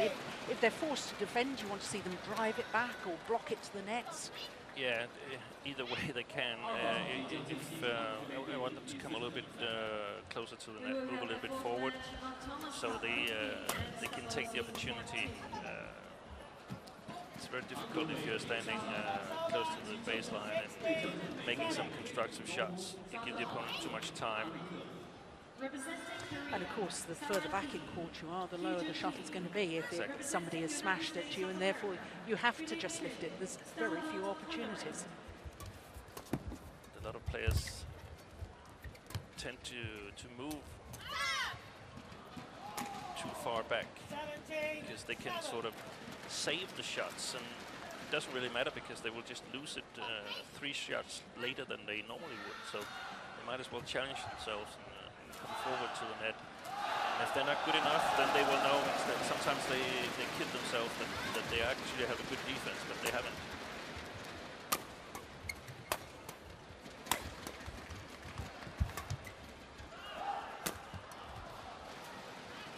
Oh, glorious shot. Mizuki Fuji 18-7. doing something positive on defense. Quite agree with the line judge there. I thought it was wide. Well, seeing that again, I suspect you're right. Of course, the umpire is allowed to overrule a line decision, but he has to do so immediately, and only if he's seen that a clear error has been made. No overrule from Ian Spear on that occasion.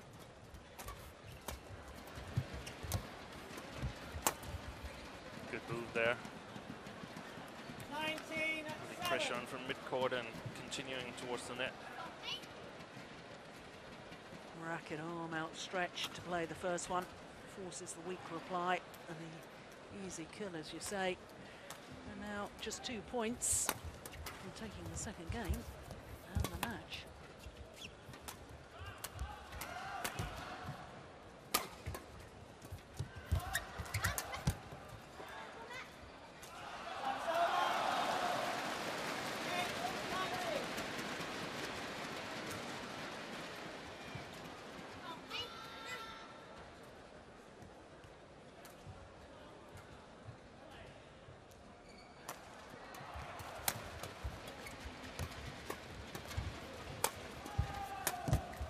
Oh my goodness, got it back.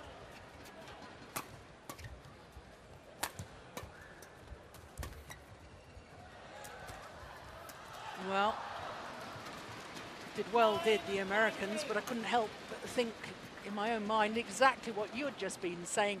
There was too much contentment just to get it back rather than try and do something with it. In the end, of course, the Japanese made the error, but it wasn't as if they were forced into that error. Something that you and I would like to see more of. There's another simple lift. Well, went for the block, didn't work on that occasion. And now 11 match point opportunities for Fuji and Kakiwa.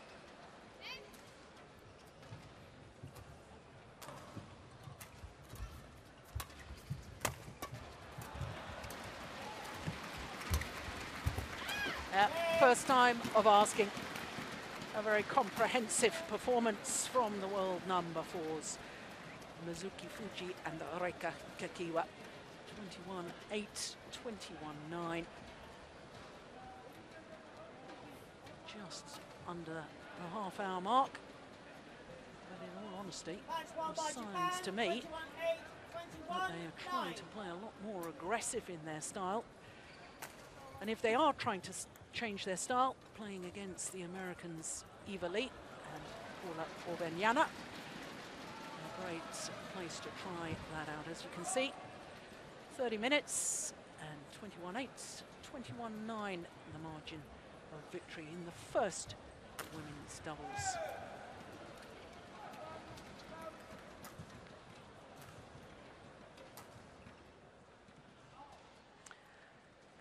So that victory in the first women's doubles, of course, means that Japan have won the overall tie because they lead 3-love. Best of 5 matches, of course, because there's 3 singles and 2 doubles.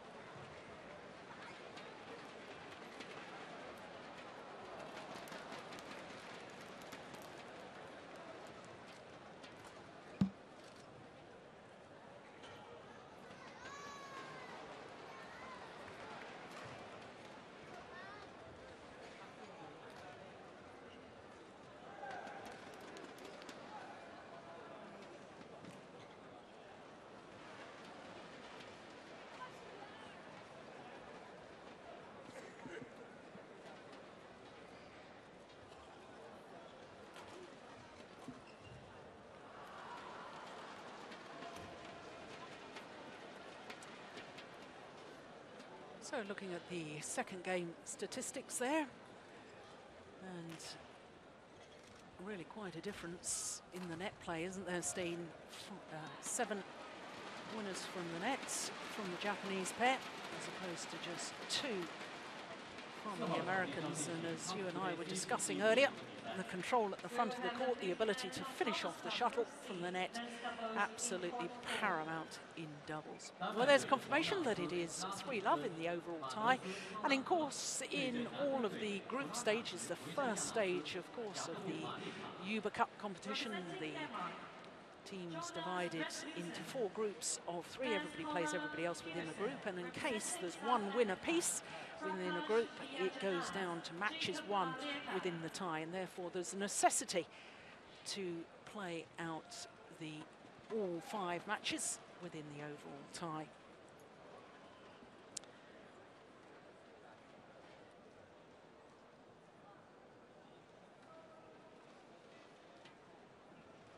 So here come the players for the 4th match, and it is the 3rd women's singles.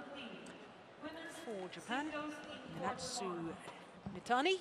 日本队三浦梅菜金 For 对 America, 阵美国队杰美苏班 Jamie 迪。 Subandi. Representing Japan, Minasu Mintani. Representing United States of America, Jamie Subandi.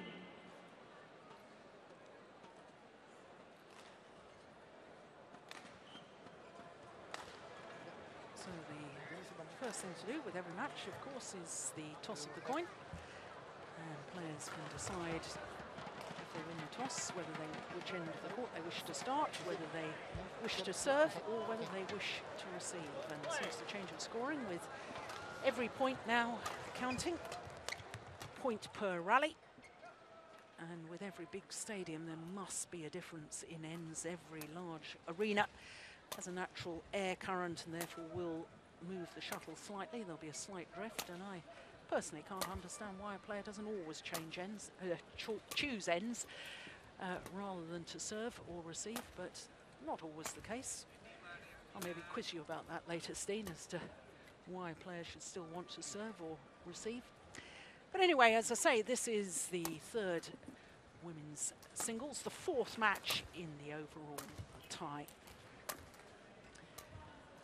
Jamie Subandi from the United States of America. But let's first look at Minatsu Mitani, 20 years of age, from Ishikawa. And as you can see from her win-loss record this year, that translates into a semi-final when she was promoted from the qualifying event at the Swiss Grand Prix. Lost out in the semi-final to eventual winner Saina Nehwal, having beaten Bae Young-ju in the quarterfinal.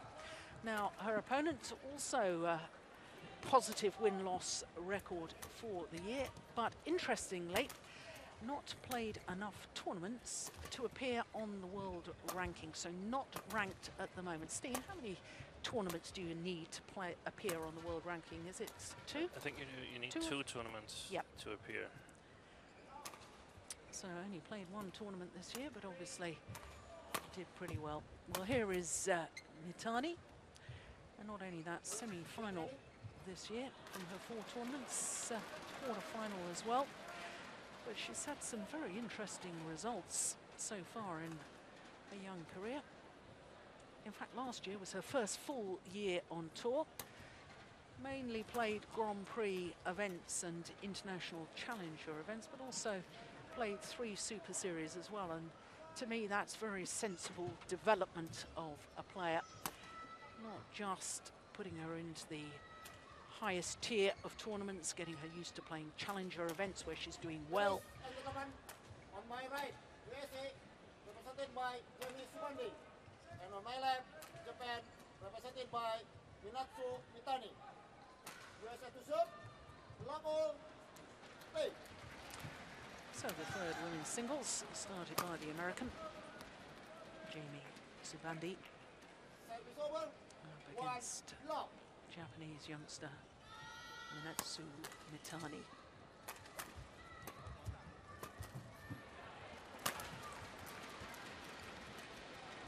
I don't know whether you've had an opportunity, Steen, to watch Mitani very much. She's a very new player on the world stage, as I was saying last year, first full year on tour, but she won 3 titles last year, one in Romania, in Croatia, and also the Osaka International. But perhaps more importantly is some of the players that she's already beaten. Beat Wang Xin, current world number 2, in the first round of the Asian Championships last year.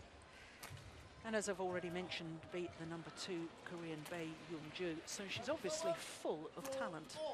Definitely. This is the first time I've seen her playing live, and it's going to be interesting. Not so much this match, as I'm pretty sure that she's going to come out the winner, but also if she'll be fielded against Denmark in the next group match. And generally her style of play, which I think is a little bit more attacking than I normally would expect a Japanese ladies singles player.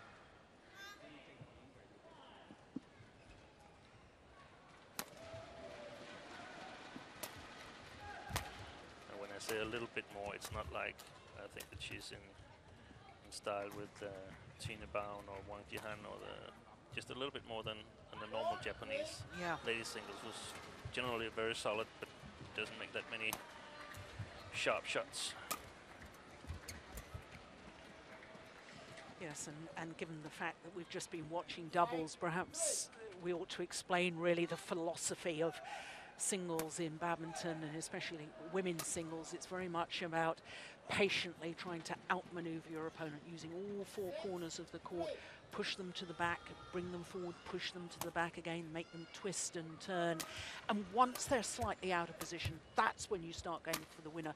Whereas in doubles, we've just been describing in the last match how you try and force a weak reply, force by taking chances.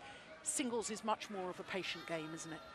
Yeah, it is, but in some ways you could sort of relate them to each other, because it's all about taking time away from the opponent.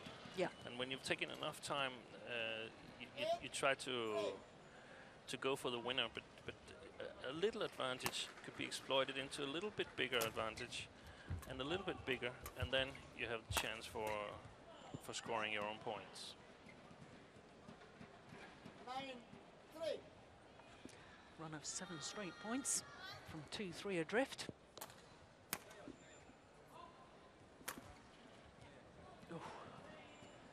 Well, creative idea, but missed the line.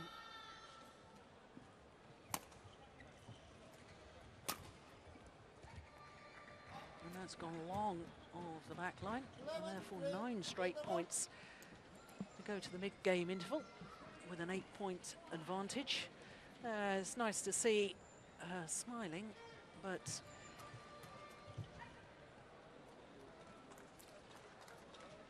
what does the coach say in a situation like this? I have no idea.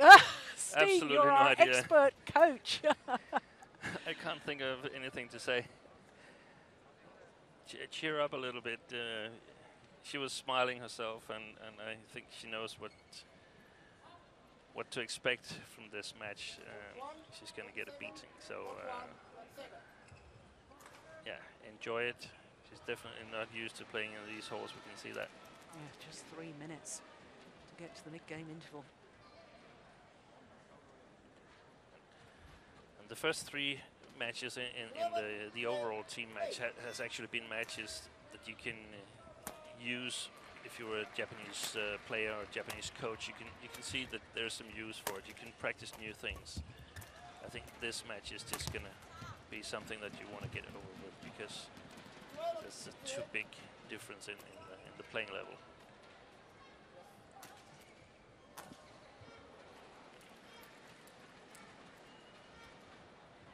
So, just expanding on that though, Steen, because that's a fascinating comment to me.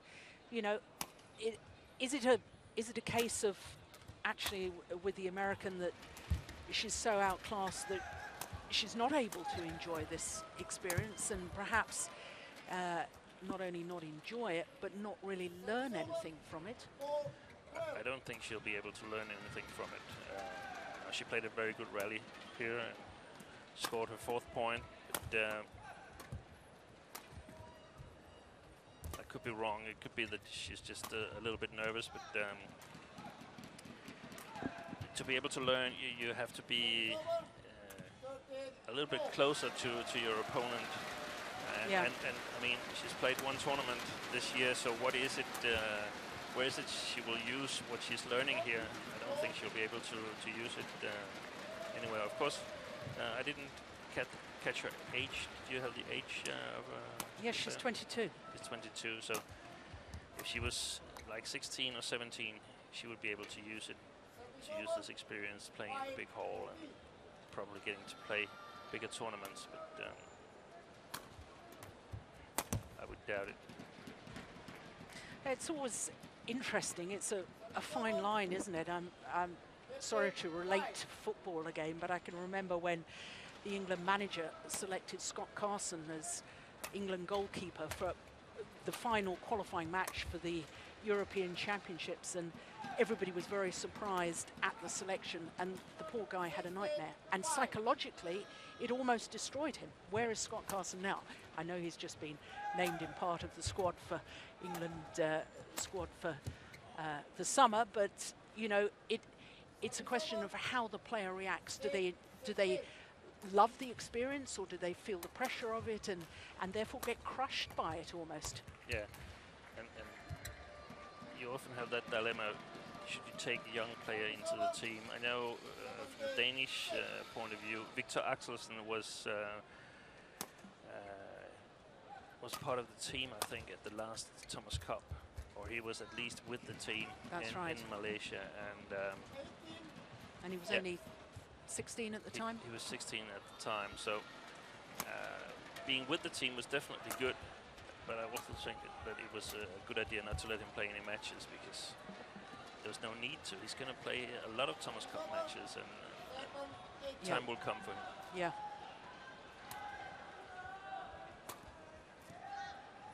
Finds the line. That's a beauty.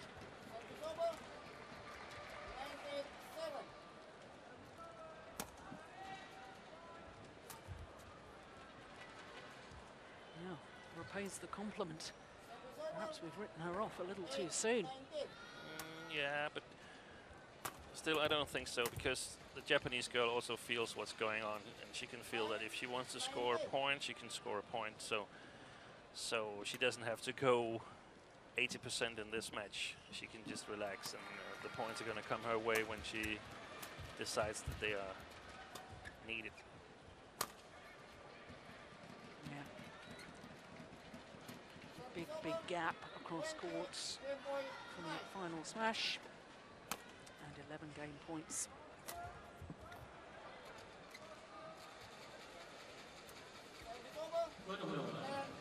Good cross-course slice there. Subandi.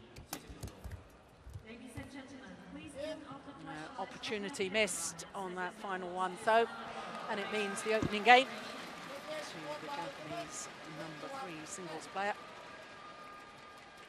Natsu Mitani. 21-10. Yeah, the opportunity was there. Couldn't make it count.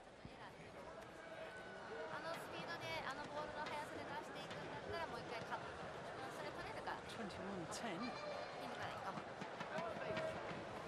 We'll make that in 9 minutes.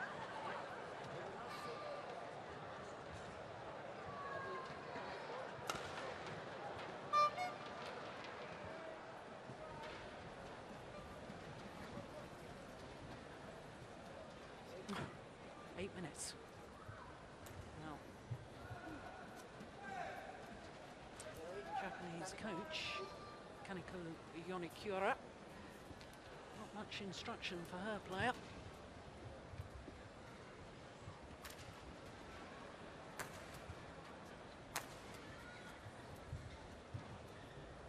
Yeah, she looks very relaxed, doesn't she? Mitani, the 20-year-old. 32 in the world ranking at the moment. It has been 3 places higher than that. Court 1, 20 seconds. Court 1, 20 seconds.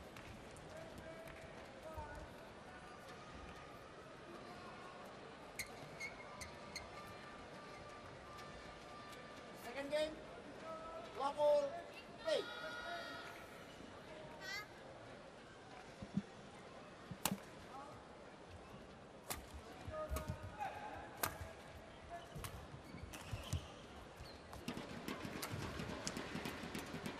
Trying to play back to the net, and the sentiment of trying to play a few more net shots is something that I think will serve her well, the American.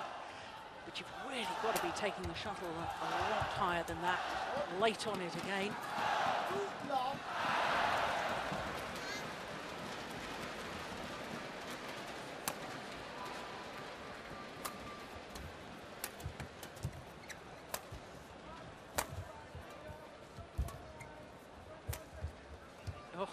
Super shot. Clearly her best shot. Service over. 1, 2. came from nowhere. I thought she was in trouble. I thought she was taking it late.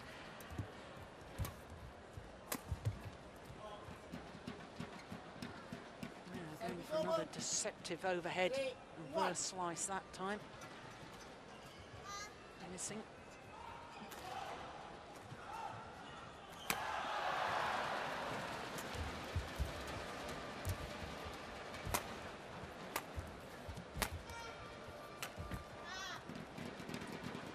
That previous rally scheme where she went for the acute angle, went for the deception. Okay, she missed by quite a margin, but is that something that you would like to see from her going for her shots? Because as you've already identified, you know, the likelihood of her actually beating her opponent today, you might as well try certain shots. Go for it. She could. I definitely think that's what she's doing. Trying to score some points, and that's one way of looking at it. To get as many points as you can. And that's very difficult for Japanese players to do anything about, because she will play a lot of sharp shots, and some of them will be in just on the line. Some will be out, and you won't get any rhythm in your own game from a Japanese point of view. And you'll sort of feel that it's been almost no game, because the rallies are very short. Yeah, which is why, of course, that opening game only took 8 minutes. Full. Oh, fault is called. Service fault called by our service judge, Rahana da Silva. Racket not pointing in a downward direction.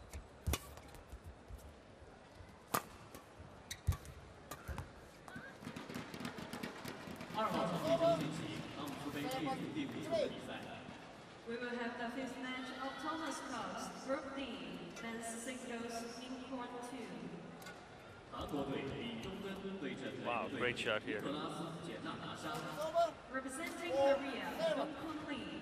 Representing United States of America, Nikolai Gymnadasa.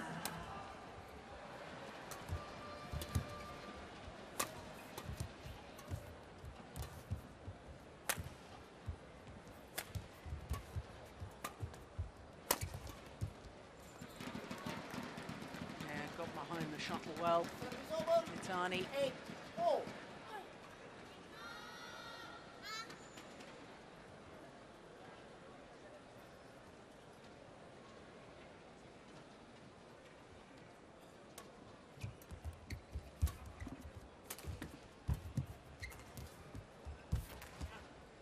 that's on the line. That'll give her confidence.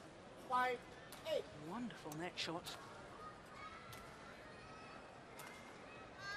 Second, very, very strong net shot there. A little bit deception.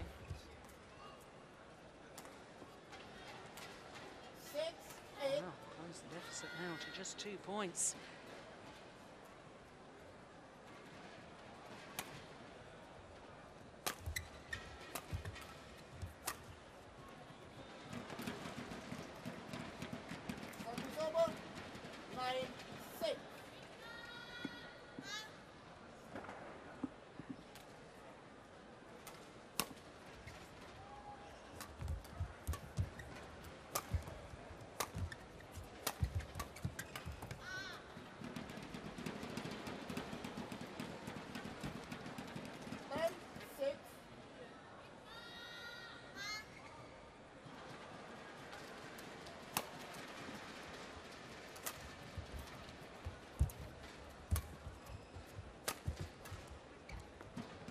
Long. So to the mid-game interval with a 5-point advantage.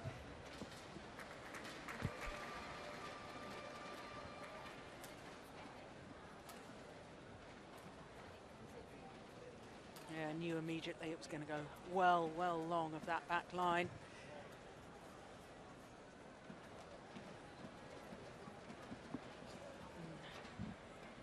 Kaneko Yonakura, former great player herself, now the Japanese singles coach, caused one of the biggest upsets in world badminton a few years ago when she won the gold medal at the Asian Games in 1998.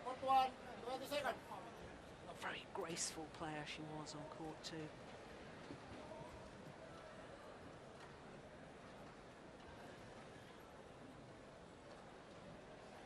于是本小时满的，请您在比赛期间关闭相机闪光灯。谢谢您的合作。Ladies and gentlemen, please turn off the flashlights of your camera. Thank you. Oh, that's a pity. Just long of the back line. I just thought what a lovely punch clear that had been from the American. But a little too long.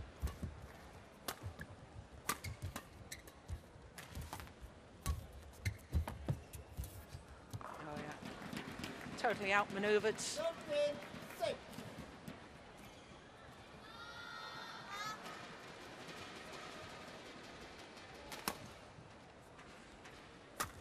Delightful.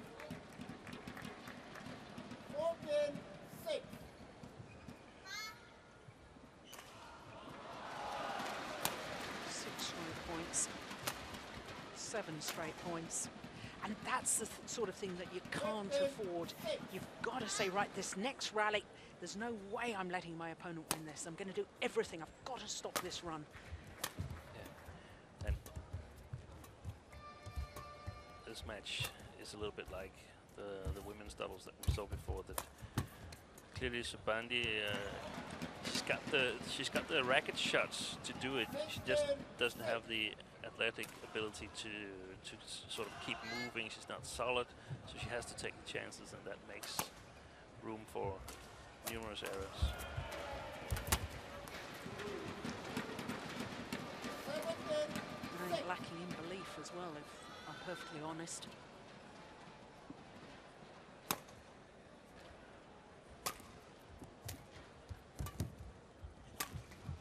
No, that's nice. Yeah. She's not just, you can see she's not used to playing at this sort of pace of game, pace of rally. 10 straight points now from 8-6. 11 straight points. Simply cannot afford to give that sort of a run to an opponent. 2 points away from the second game, and therefore the match.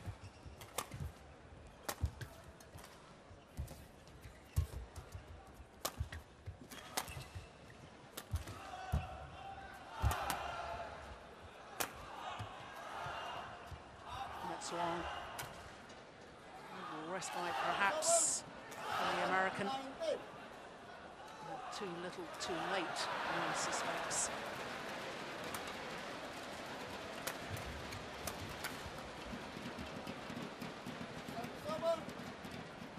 Thirteen opportunities to close out the match now for Mitani.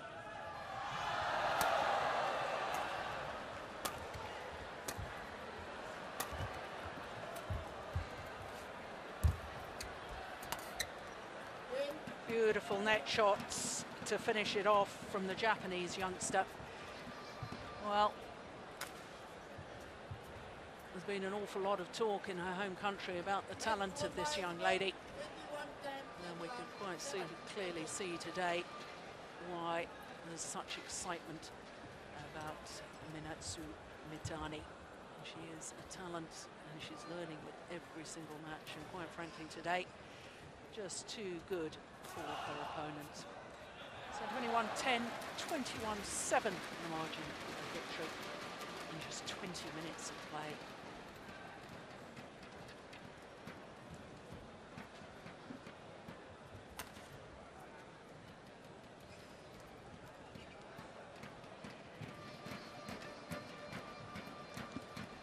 So there the second game statistics. Yeah. Well, winners from the net, winners overhead from the Japanese player. Far, far superior than her opponent.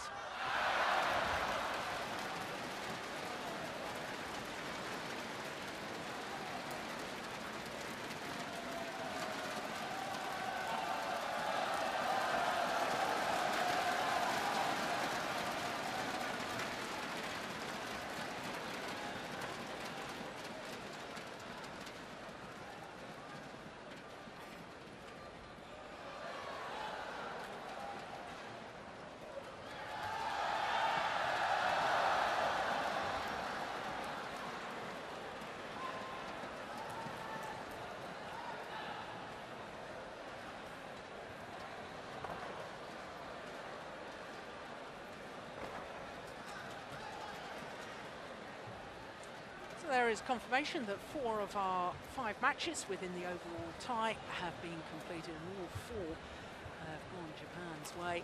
Only one last chance now for the United States of America to get on the scoreboard, and that's with the second women's doubles. In the form of the sisters, who of course played the first 2 matches, played singles, first and second singles, to get this tie underway. Now teaming up together to play the doubles.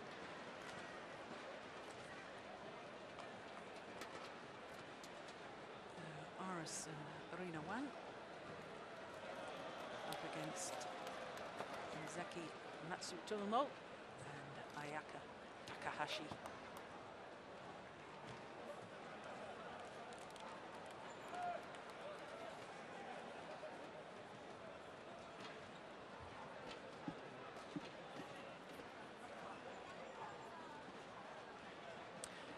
Well, you can see there are 4 courts in action here at the Wuhan magnificent stadium it is here. Wonderful sporting complex in the main stadium. There's a magnificent swimming pool here as well, and this arena.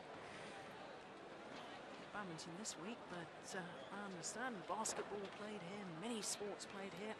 Rightly so, it is an impressive arena.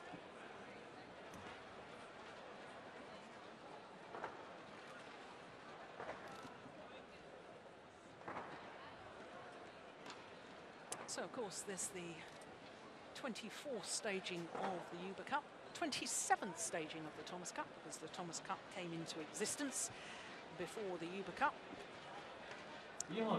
But here come our players for our 5th and final match here on day 1 of competition. Just to remind you, of course, that this is Group D in the Hubei Cup. Japan, the number 2 seeds, Denmark, also in the group, and of course United States of America. Misaki Matsutomo, Ayaka Takahashi. Representing United States of America, Reno Wall, Iris Wall.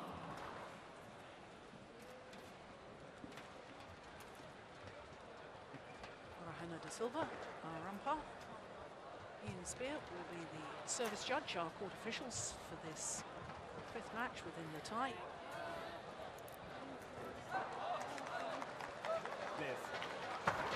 Red, yellow. So the toss of the coin. How difficult, Steen, is it for players playing more than 1 match within the tie? Of course, the rules of the competition say if you're playing singles and doubles, you must play your singles first, and you must be given as long as possible. So there's a set formation set by the BWF Badminton World Federation on the ideal order of play, and you deviate from that if there's players playing more than once. But you know, these 2 players in the doubles now, well, they've both played singles, they've both lost. How much of an effect does that have on them coming into this doubles?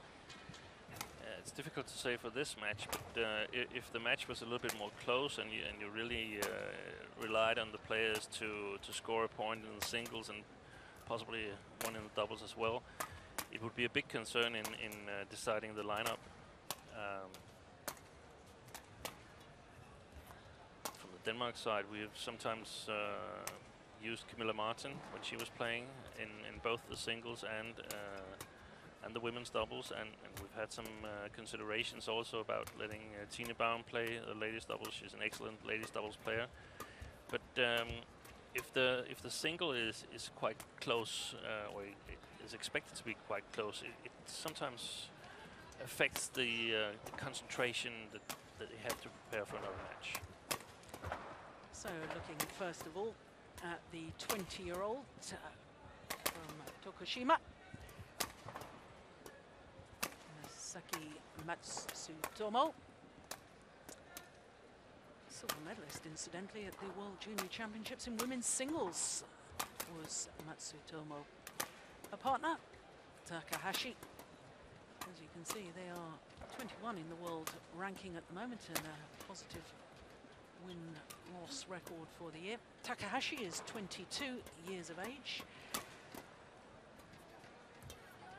And already 3 titles to their names. So, for the American pairing, there's Irina Wang, the 20-year-old, both of the sisters born in Pasadena in California. Her younger sister, 17-year-old Iris. World ranking at the moment of 32. And completely even on the win-loss record for the year. But they did reach 3 semi-finals from 3 tournaments played. Poland, Finland and Peru.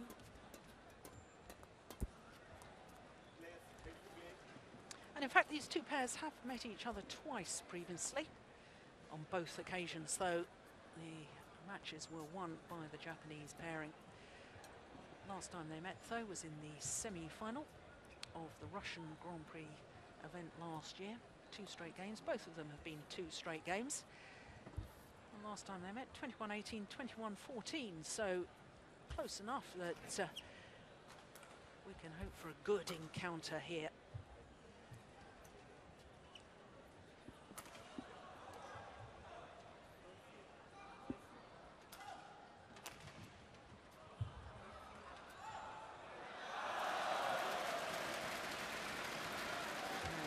Just asking the players to get ready.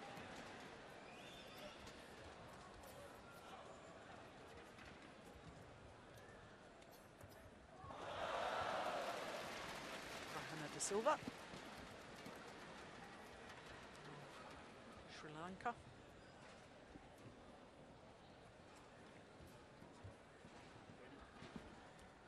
Ladies and gentlemen, on my right, USA, represented by Citroën Wang.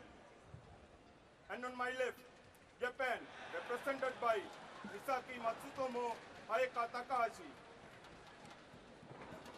Japan to serve, Ayaka Takahashi to Citroën. Low ball, play.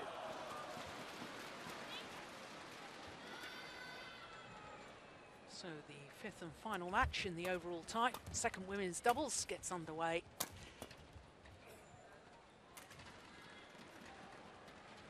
Service over, 1 low.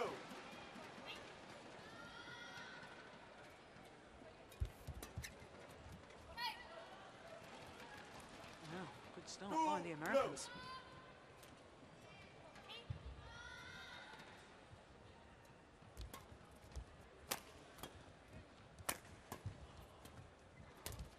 Oh, that's a lovely put away, short, sharp movement of the racket head, tapping the shuttle down.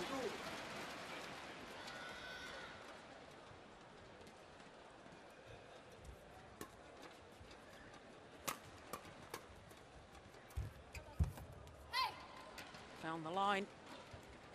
Service over, 3-1.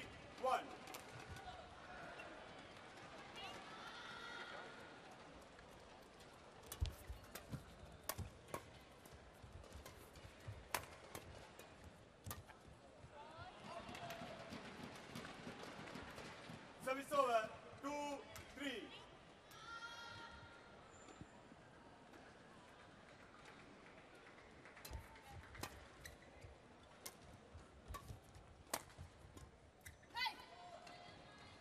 Service over, 4-2.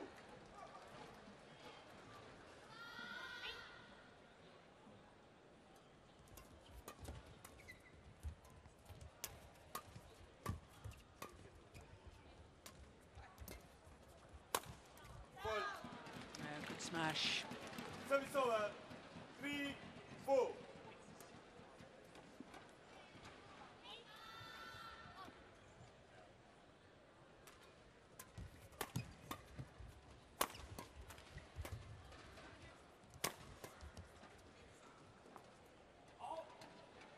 Steve, what's your opinion on Matsutomo and the fact that excelled initially in World Badminton, albeit at junior level in singles, but now wants to concentrate 100% at doubles?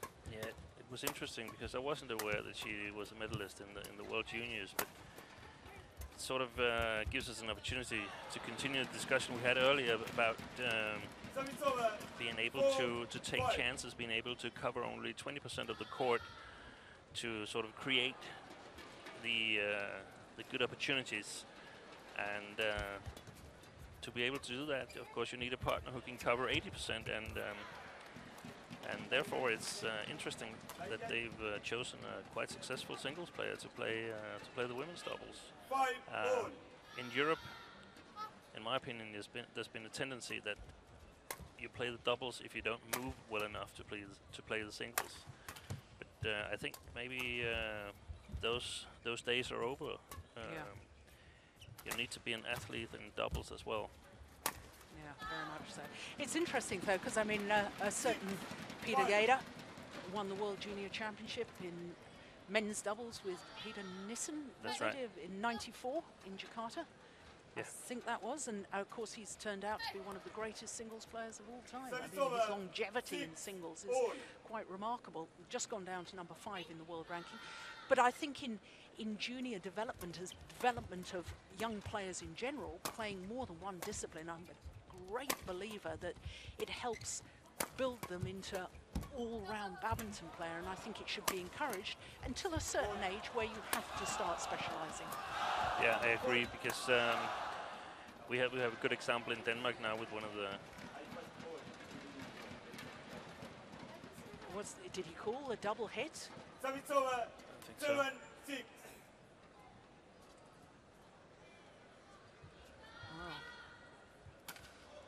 Not quite sure what happened there. Sorry, Steen, to interrupt you on that. Tell us more about what's happening in Denmark.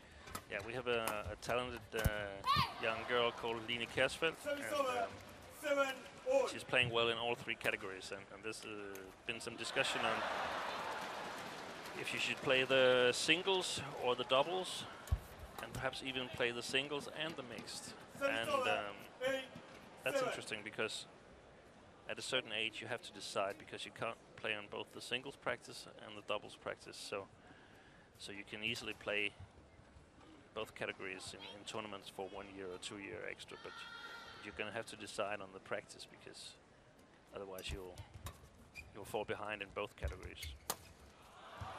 Yeah, so just to explain that a little bit further, when you talk about different practice, singles players practice different shots, different types of movement, but you can play doubles and mixed doubles, because in your style of shot, the technicalities of the shot, the technicalities of the movement, very similar in doubles and mixed, but the crossover between either doubles and singles is just too great. Exactly. And even in the men's mixed doubles and men's doubles, we see more and more mixed doubles players, male mixed doubles players specializing. Yeah. 9-8. Well, we thought this might be quite close. Indeed, it's proving to be.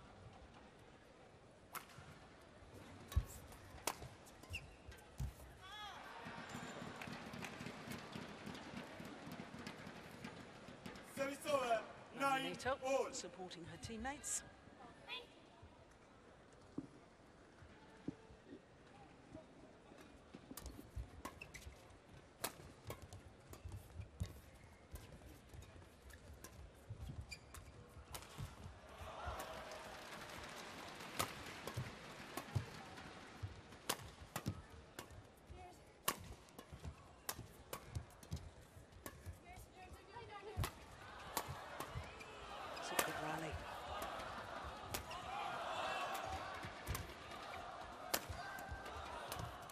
Oh, it's a very good rally. Had a good finish in the end from Matsutomo. Great play from both sides here. Smart play from the Americans, trying to keep the shuttle low.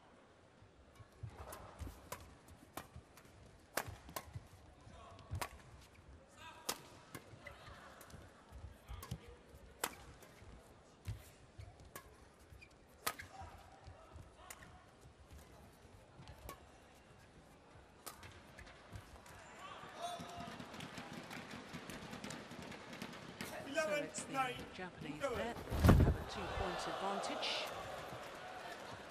at the mid-game interval. Yeah. was the coach's nightmare. The American coach just stumbled over the commercial boards. And you just hated when that happens. That sounds like a voice of experience. Exactly. 那我们打球杀的时候要注意杀点，注意杀点，不行打高球，你就打比赛当中就看对方什么时候球过来，你们不怕，你们多打这种球。Court 1, 20 seconds. Court 1, 20 seconds. How's your Chinese? A little bit rusty.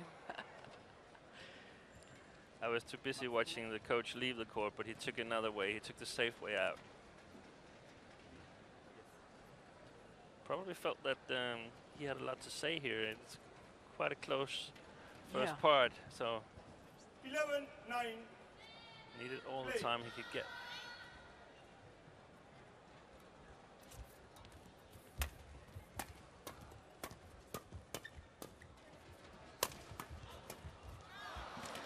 Yeah, the more I watch this youngster, here she is, Matsutomo, the more impressed I am with her. Good read. Yeah. She was already anticipating, wasn't she, as her partner was hitting the shuttle. She was already moving to where she believed the shuttle was going to end up. That's called good. 13-9. Oof, was it? I didn't watch the replay.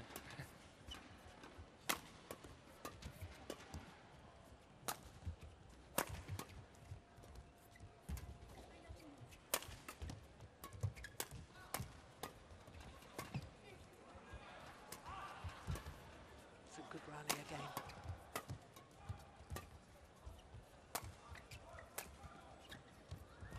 Well, she may have missed that last one, but it couldn't help but think, Steen, about what you talked about in the first women's doubles, that you wanted to see players, when they were defending, standing their ground and then immediately having either blocked the shuttle or driven it, move forward to the net. I think Matsutomo was doing that quite beautifully in that rally.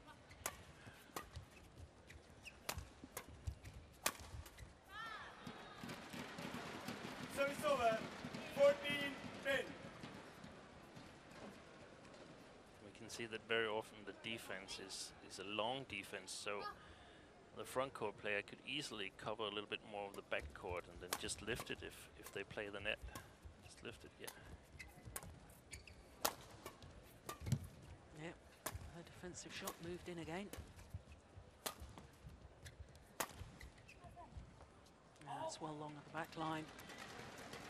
Service over. 11-14.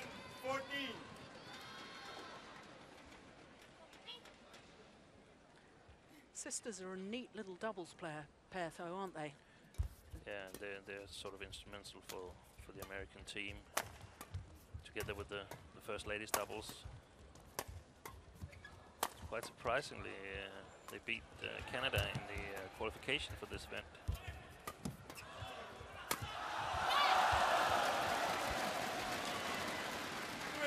Of course, they were playing on home ground. Qualification of the Pan American continent played in Los Angeles.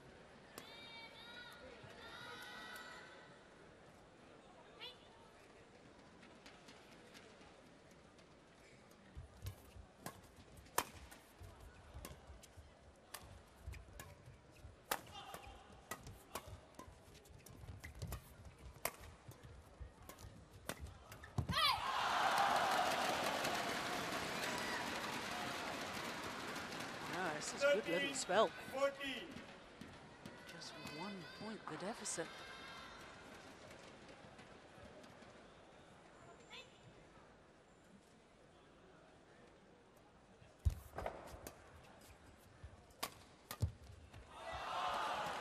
Just missed it. Service over. 15-13.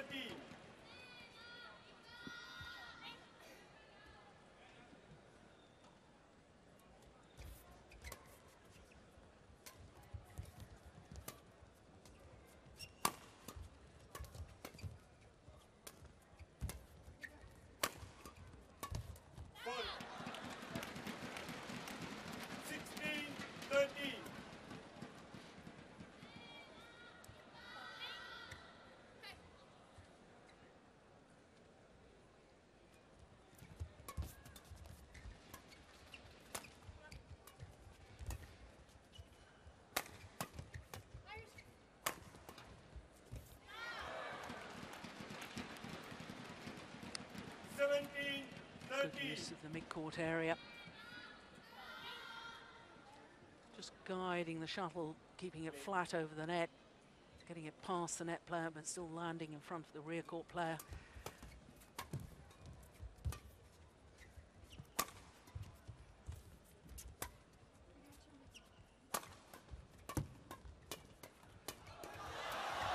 Brilliance. Matsutomo once again dominant at the front of the court.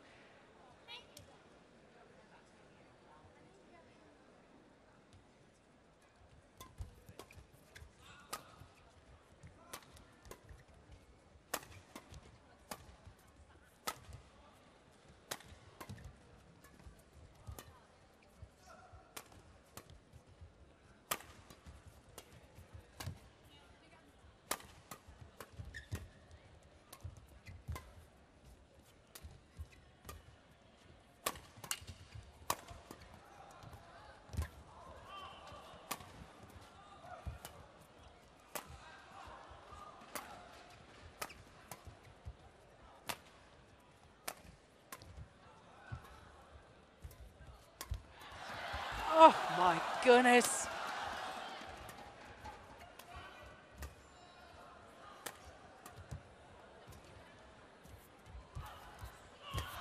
Unbelievable. Oh, what a rally.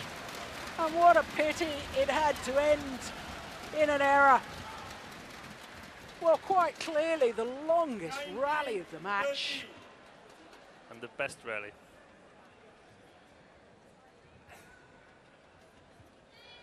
These kind of rallies, they're quite nice if there's just a few of them. If it's all these rallies, it's a little bit boring, but now it's nice. Oh, come now, Steen. I love to see rallies like that, and if they're happening all the time.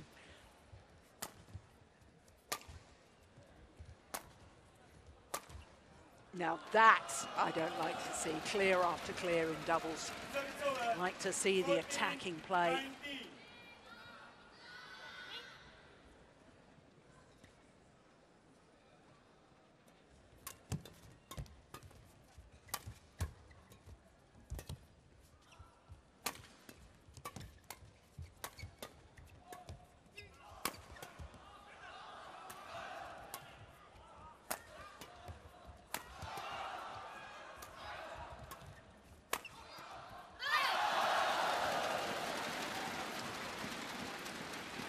Two good rallies from the Wang sisters here after losing that long rally, coming back and taking the next two, very, very important.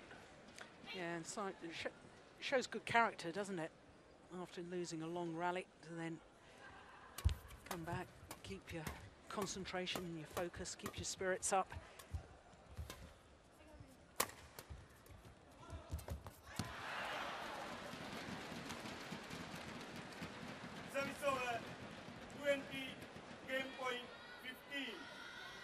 Five game point opportunities now, though, from the Japanese pair.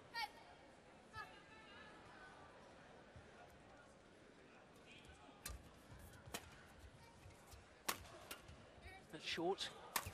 Oh. Error from Rina Wang. Gifts the opening game. Japan, 21-15. 21-15 confirms the umpire. And some very good rallies in that opening game. The Japanese pair of Matsutomo and Takahashi. Very happy to secure that game. 16 minutes of play.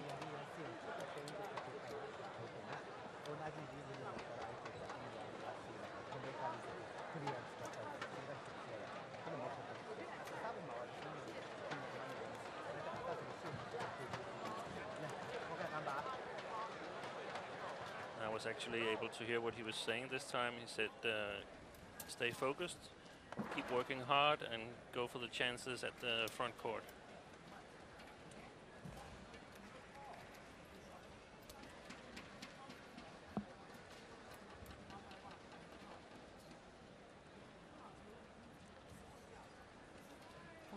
interesting that the Americans yet to use a flick serve. We always talk in doubles about how important it is to mix up the serves. Not just a low or flick serve, but also the angle of the serve, whether you serve to the tee, or whether you serve out wide. Varying it just slightly often draws benefit. 20 seconds. Court 1, 20 seconds. 20 seconds, says the umpire. That's always a sign that the coaches should leave the court. Players should get ready to resume play. I actually think that the service situation is a development area, because as we saw here, there's a lot of players serving almost all the time, serving short services. And there really isn't any good explanation why that is, because if you can make a good flick serve, you give the opponents an opportunity to sort of make a stupid decision and sort of open up for counterattack already in the beginning of the rally. But still, most players stick to the short services. Yeah, she really is very sharp at the net. Matsutomo.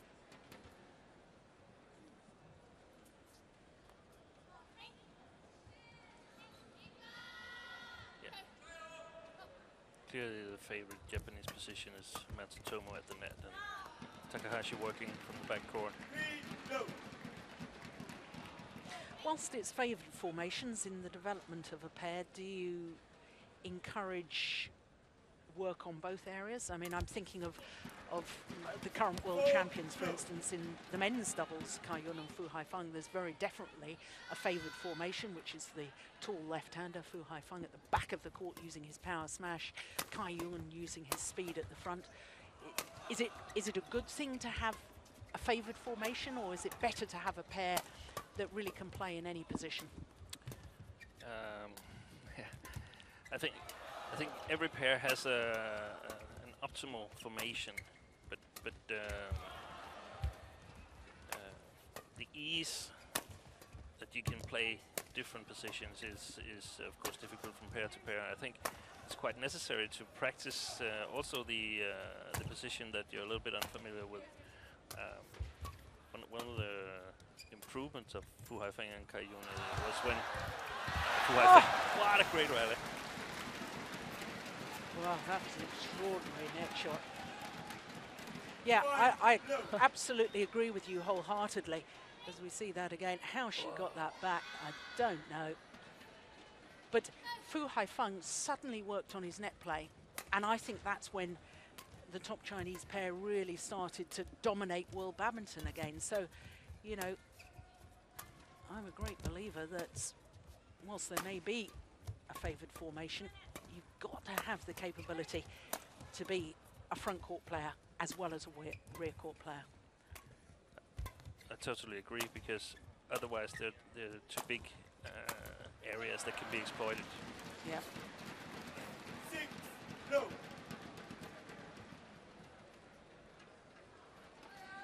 Well, 6-0 lead at the start of the second, but we've once again seen some very, very good rallies.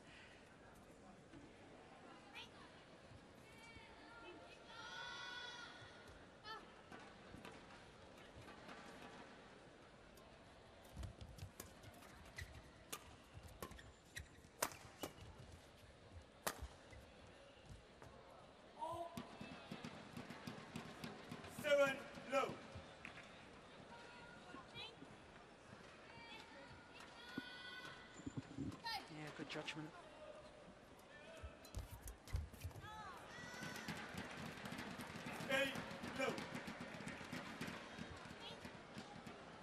American sisters have just lost their way at the moment.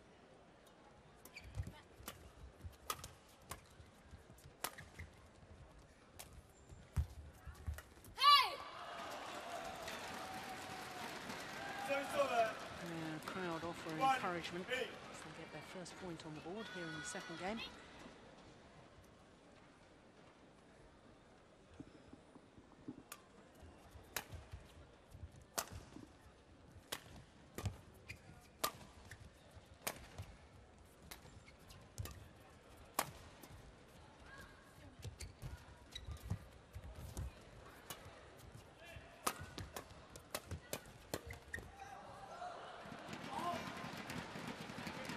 Service over. 9-1.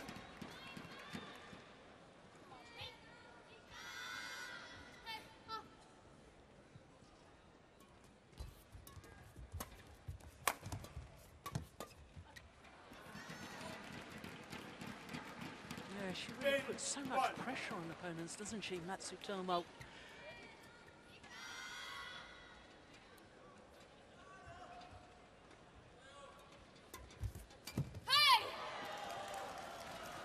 That's a good return of serve.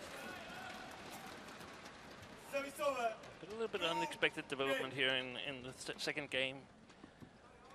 Would have expected the Americans to be a little bit closer, but a lot of errors. Yeah. Speaking of which, service error, an obvious disappointment from Rina Wang, but it means that there is a 9-point advantage for the mid-game interval in favour of the Japanese pair.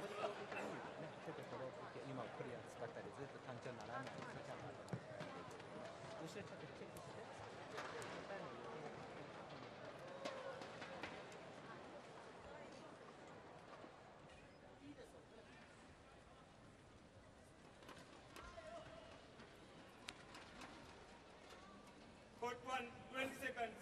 Court 1, 20 seconds.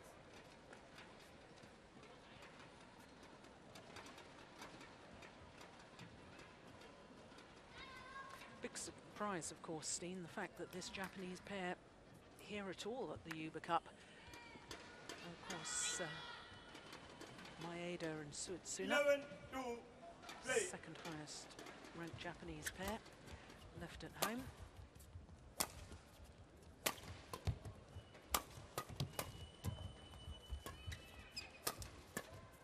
Yeah, that's surprising. Could be future development or preparation for the Olympics, or it could also be a sign that they're not going to the Olympics. Well, Richard and I were talking about it earlier, and you know, I felt that because there'd been such a battle with the top Japanese pairs as to who would be the top two to actually qualify. In fact, there's 3 pairs in the top 8, and therefore, in essence, the Japanese can select 2 of those 3 pairs. And I wondered whether perhaps Suetsuna, especially, who's already undergone 1 knee surgery, whether they were perhaps trying to rest her and prepare her for the Olympic Games. But you're right, it may possibly be that a sign that something more sinister. That's a good rally again. Yeah.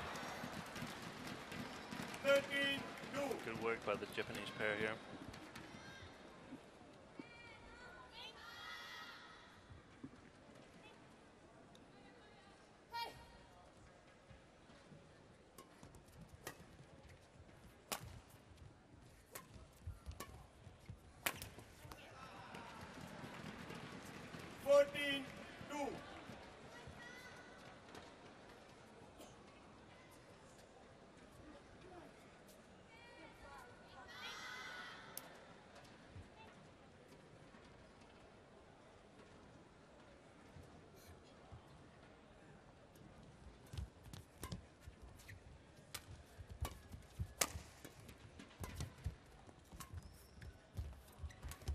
Oh, delightful. This awareness, Steen, that Matsutomo appears to have, not only for reading where the shuttle's going to come, but also seeing the gaps on court. Is that all instinctive, or is that something you can coach? Well, that opens up a big discussion, because there's some research saying that there's no such thing as talent. It's just hard work, and the more you've been in the hole, the more badminton matches you've seen, the better your eye for the game is, so to speak. But normally I'd like to see it as some kind of talent. Yeah, absolutely. I'm on your side 100% on that.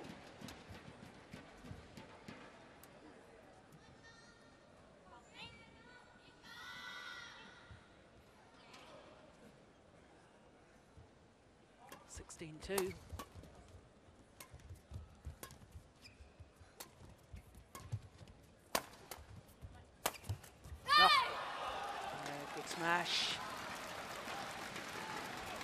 Service over. Now or never as far as the Americans are concerned.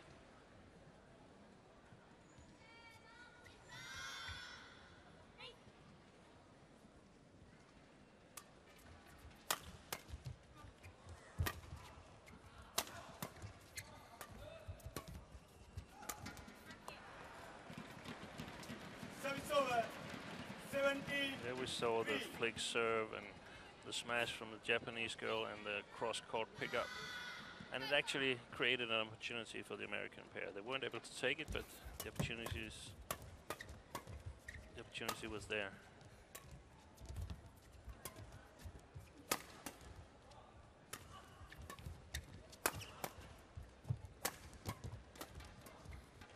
So I think a lot of ladies doubles pairings need to rethink how they're going to score points.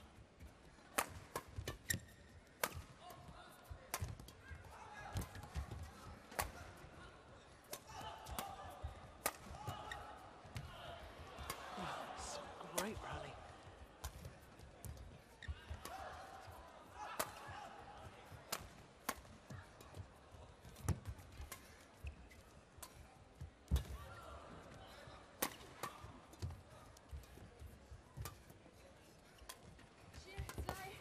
Short. Yeah. Oh, it's lovely, lovely play from all four players on court. You know, and you watch a rally like that, the Americans are in it the whole time. In fact, they were making the run in the early stages of that rally, but they just seem unable to finish it off with the efficiency of the Japanese pair, who are now just 3 points away from winning the second game. Now, what's happening here? I can tell you, though we're not seeing it, that the Americans are having a long discussion with the umpire. Did you know what that was about? No, I think maybe she wanted to... Tell down? Yeah. The umpire saying no. Service over. 4-18. Perhaps a little harsh, seeing as the two Americans have both played singles. And they're behind 18-3. And after a long, hard rally Yes. like that, we're a couple of softies, aren't we, really? Exactly. I think if we look back at this game, it all went wrong when the coach tripped over the advertising boards. They played excellent until that happened.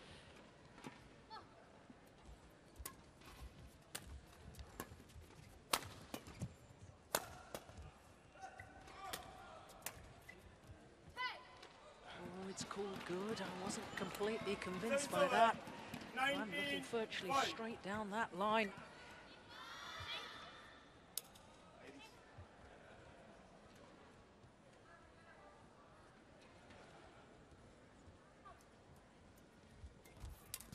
Oh, phenomenal. That's great. Well, just to prove that she's just as good at the net, Takahashi finishes it off superbly well. 15 match points.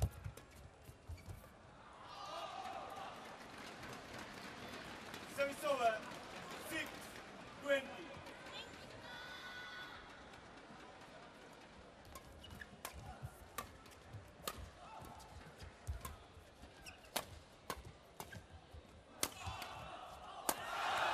Yeah. And a last hurrah from the 20.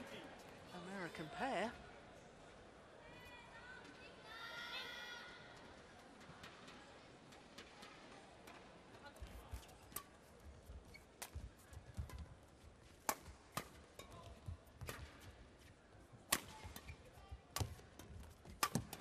Oh, she's got it back. But couldn't keep the defense going. And that means a 21-15, 21-7 victory for the Japanese pair of Matsutomo and Takahashi. And of course, for Japan, that completes a 5-love victory in the overall tie. They are, of course, the number 2 seeds here at the Hubei Cup finals. And produced badminton today. That's fitting for number 2 seeds. Their confirmation, 33 minutes for that scoreline, 21-15, 21-7.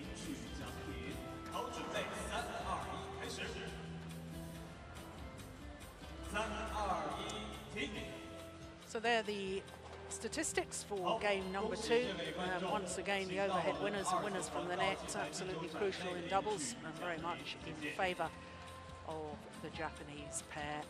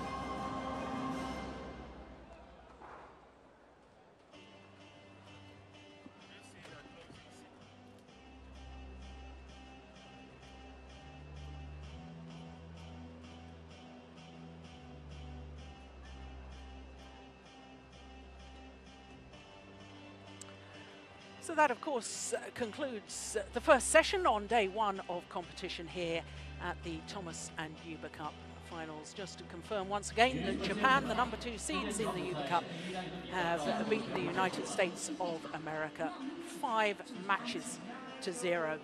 We, of course, will have a second session this evening. It's Thomas Cup this evening with the hosts and the defending champions, China. They're up against England. That's 1900 local time, 1100 GMT, as we can once again confirm how Japan beat the United States of America. 2 women's singles, first of all, got Japan off to a winning start, and that means that in Group D, Japan played 1, won 1, but of course, plenty more matches to come.